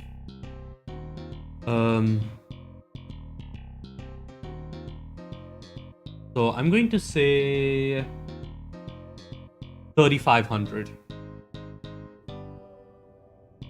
3,500. No, not 3,500.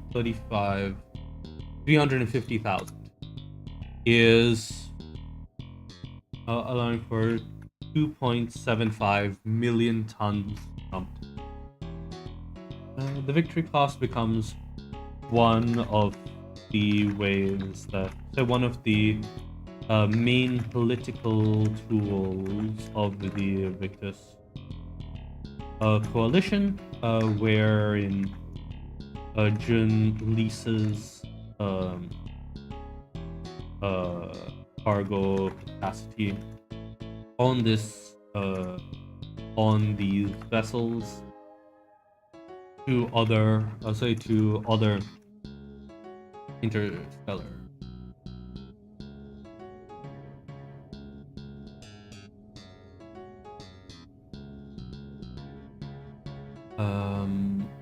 The Independence class is going to do not make use of the real space thrusters and does not have the same warship grade armor as Inspiration. That said, it does still have 350,000 tons of internal cargo space that can be used for a variety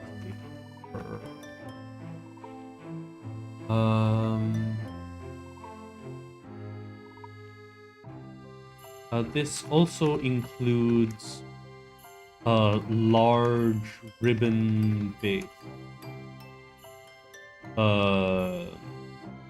radiators that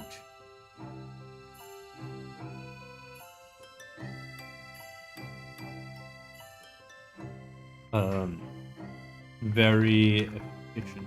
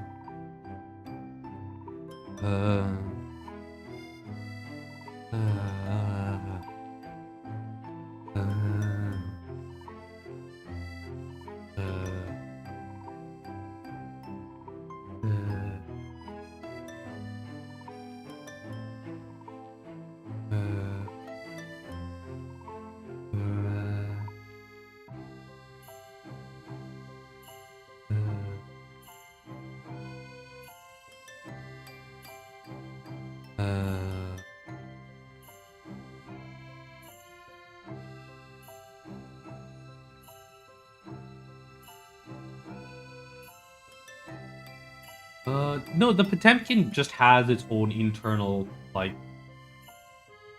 So the Potemkin, the main reason for the ribbon things is to power the cooling systems that go into the semi-compact KF core, right? So that's kind of how that goes.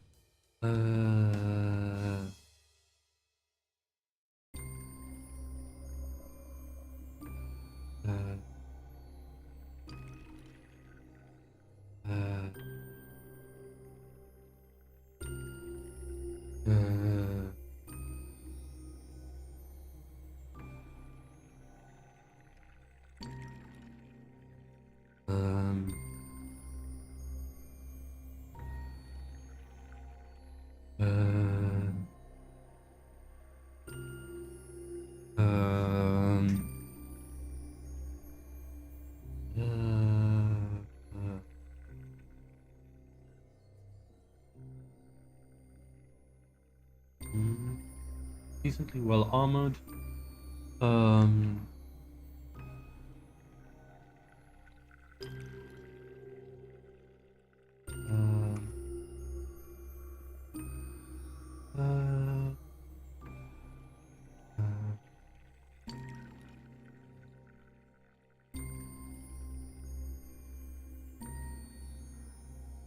Red dots began disappearing one after the other.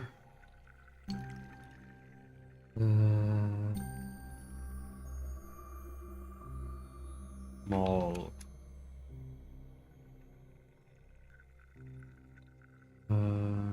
Viva, tab.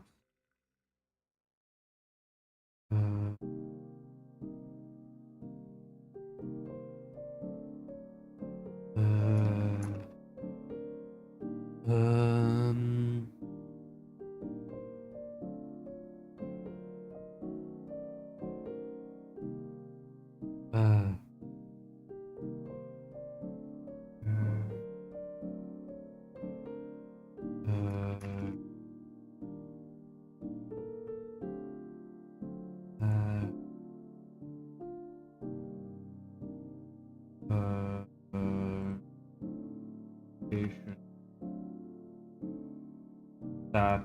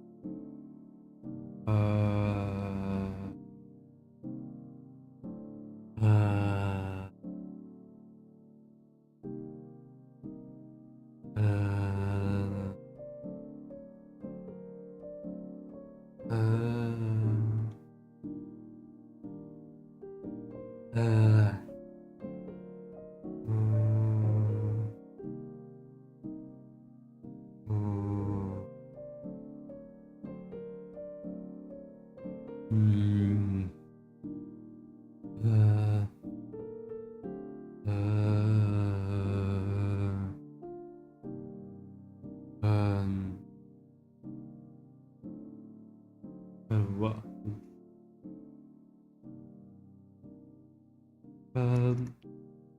Glowing.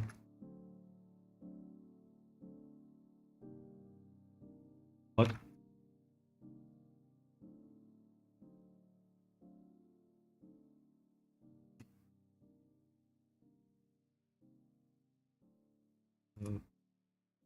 A different. Dumbfound. The different styles. The no ones.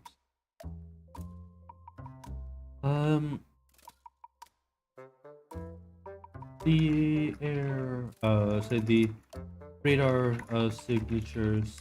Finally, they began to and and without missing a beat. 3 um 3 alat. So the alat focus fire. 3 shots hitting the craft well beyond range. Well beyond the expected.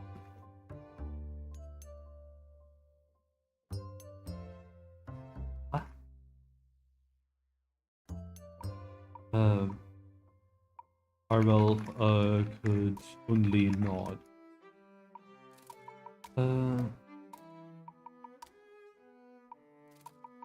We need to send out the FSVs.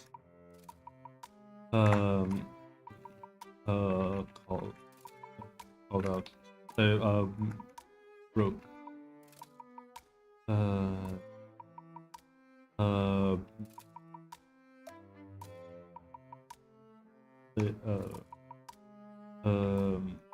Shattered.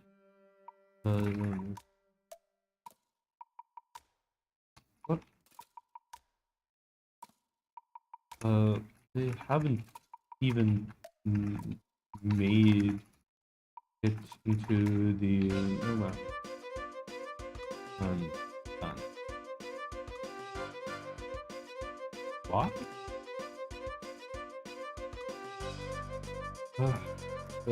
She should. If people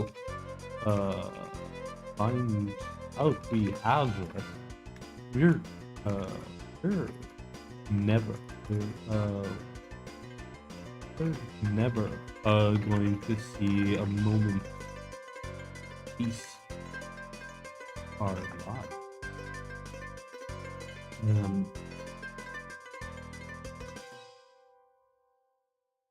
I can't imagine a group that wouldn't want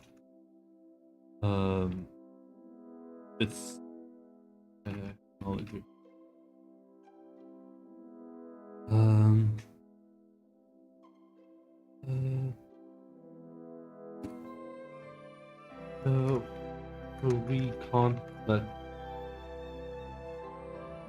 We can't let people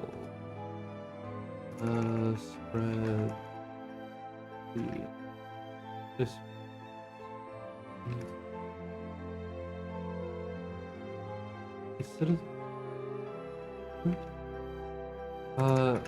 They're in bunker. We can before they realize what's happening. We can't afford to let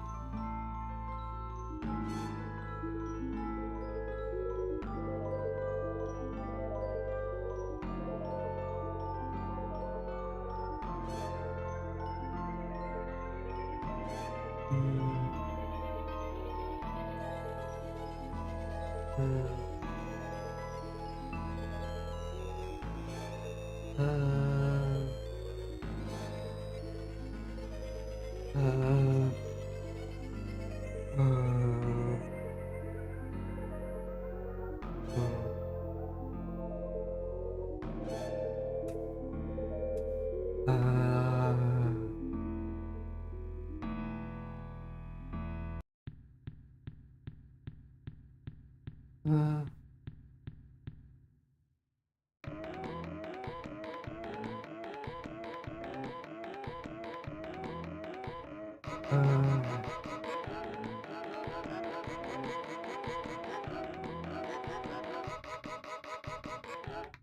uh,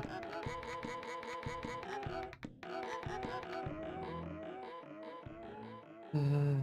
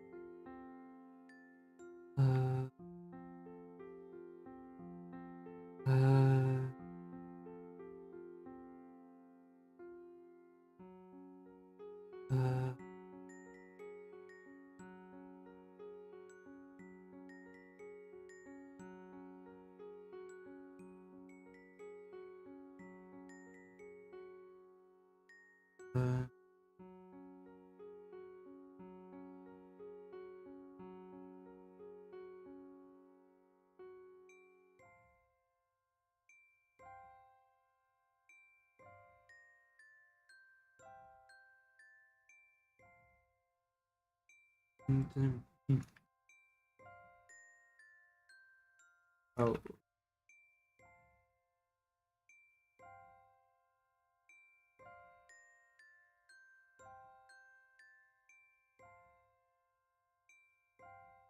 Oh.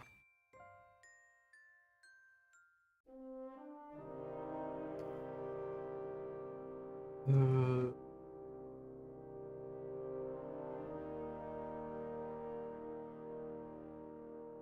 uh,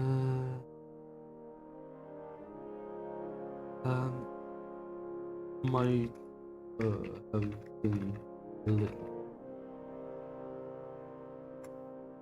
As the second, yes, um, with the third ASF shot down long before they were able to get anywhere.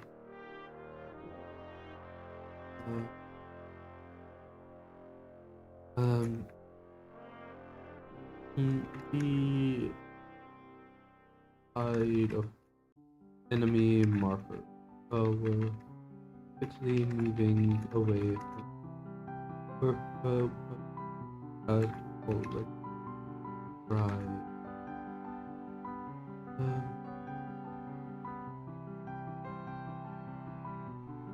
The last TSF already moved, so around. No, but that is a good shot.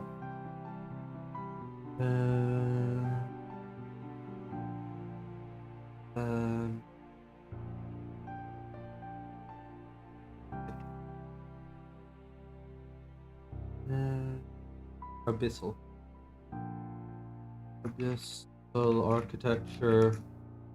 Um,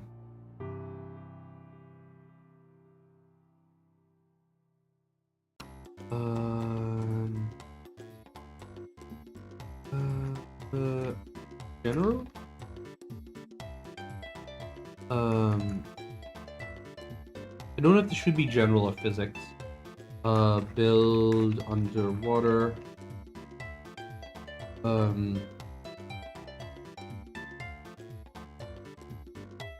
Cavernous construction. Build under.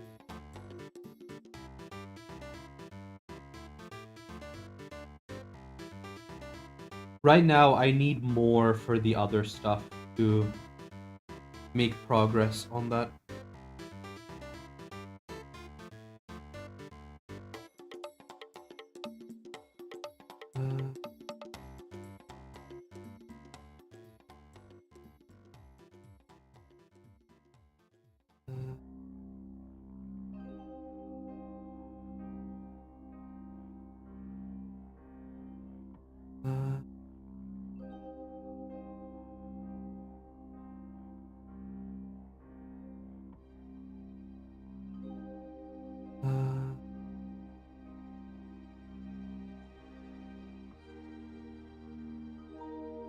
Yeah. Side of enemy marker. Towards the capture. There.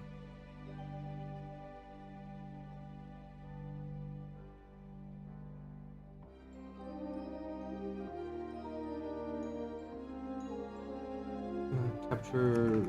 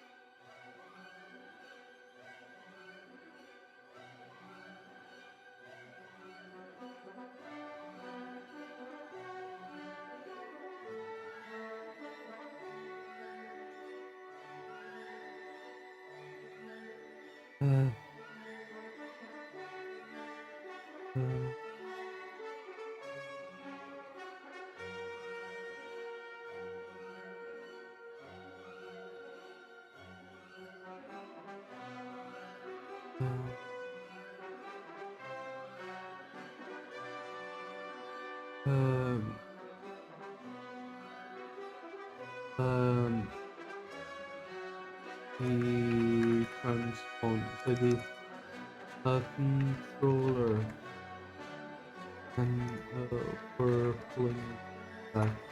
Lost it.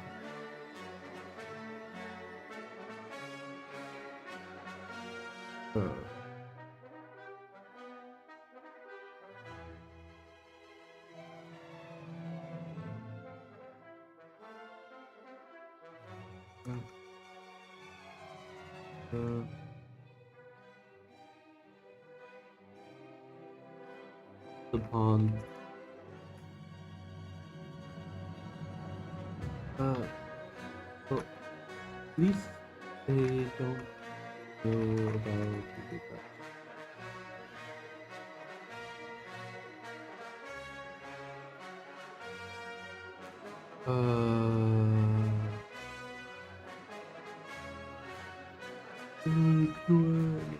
Pause. But nodded.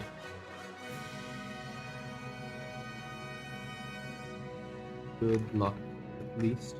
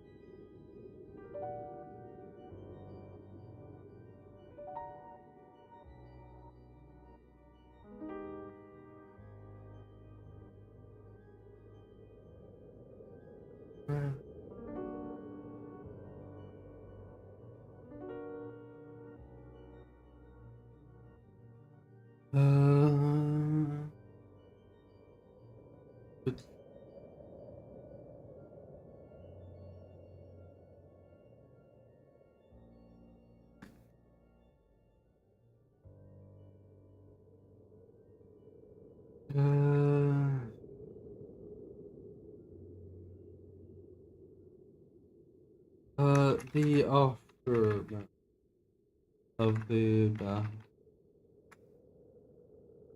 Uh,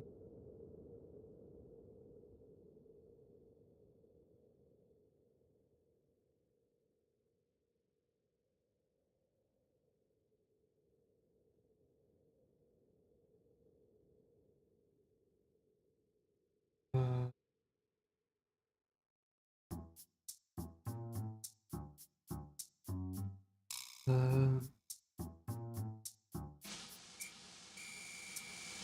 uh,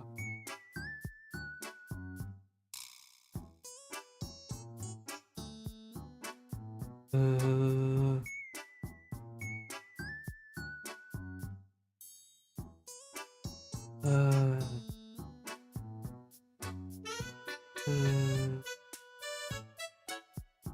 uh, what am I missing? The aftermath of the battle. Uh,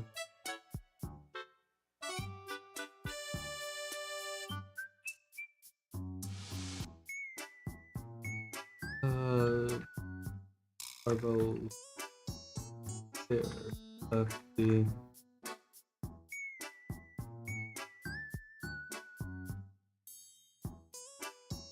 oh, uh,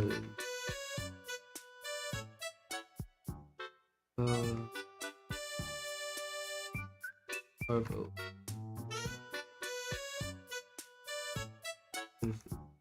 Marvel.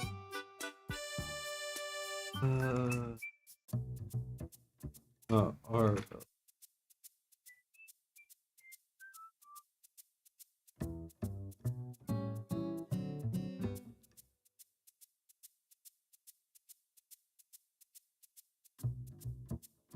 Okay.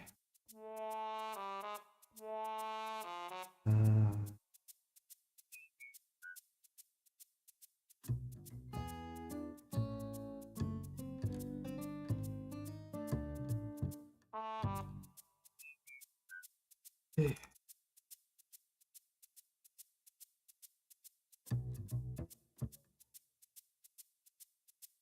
This is 162. And I think we'll wrap up for today here. Yeah.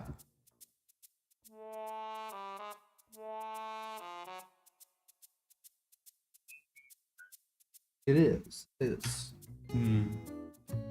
But it's also kind of the second. I think the bigger thing is like the battles for both Illyria and Lothario are actually pretty close. No, but yeah, before I head off, I still have like a few minutes I can do it. But yeah, the battles for Illyria and Lothario are actually pretty close to being done because at the end of the day, they are both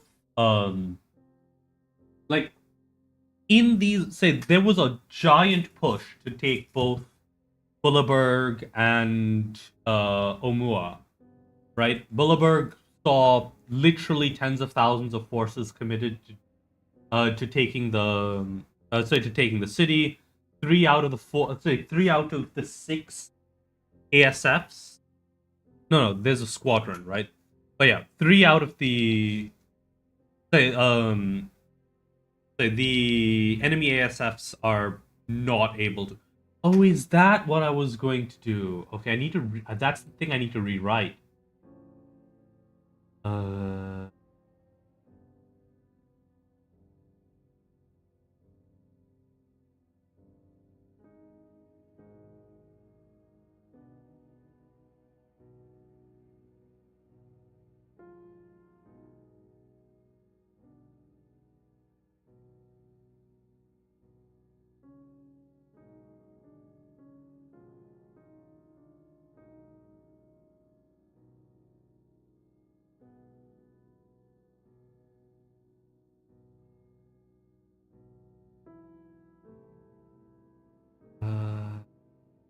That's fine. That's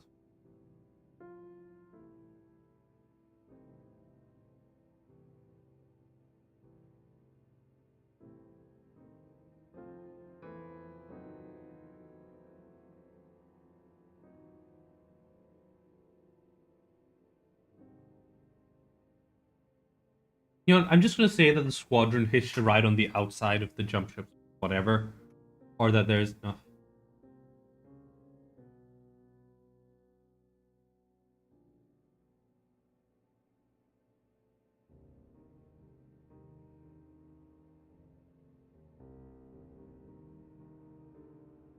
But yeah, I just need to get.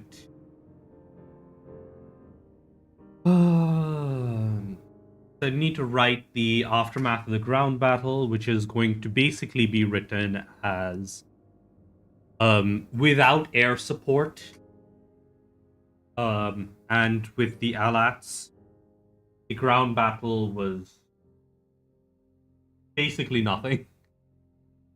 Um, and they say it's without the controllers working. Right?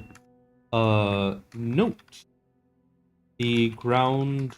Say the ground battle goes extremely well due to the collar. This this paired with announcements of their freedom mean that the invaders do not survive. This is 27, so that is 90, 99. Tally Hilton, please. 89. But yeah.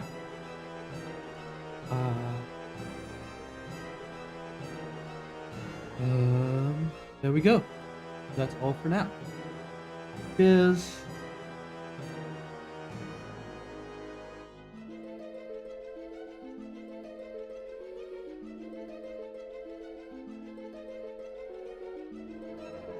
Yep. So the announcements are those are coming from speakers. Basically, the idea is that the jammers are launched, they basically launched into place. They are they're more like driven into place by like driven on the back of trucks, where it's basically the truck has a big, like one of those like political ad speaker things where they drive up saying, this vehicle contains contains jammers that disable the explosive collars. You are now free to turn against your captors.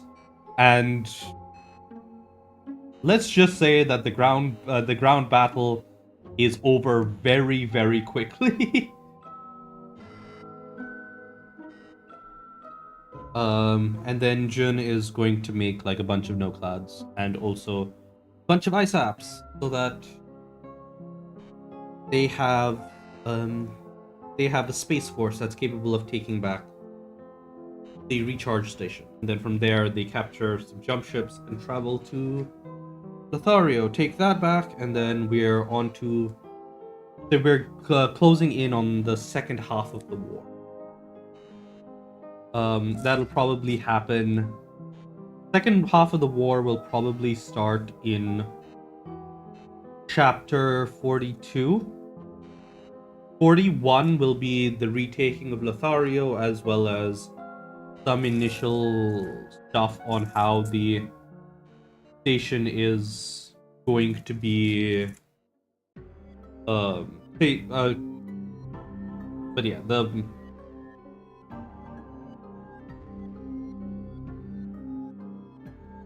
the idea of 41 will be like they arrive in. Is that actually? Huh?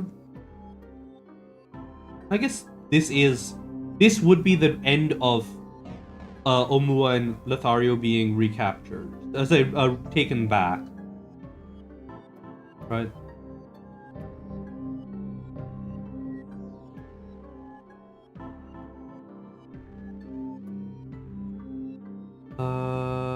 Might have split this up into 2 sections. Might move this to the next chapter. I don't know. But yeah, 41 is going to be the end of. It's going to be Bit retaking Bit retaking Lothario and setting up the secret Jack station. But yeah, cheers. Bye.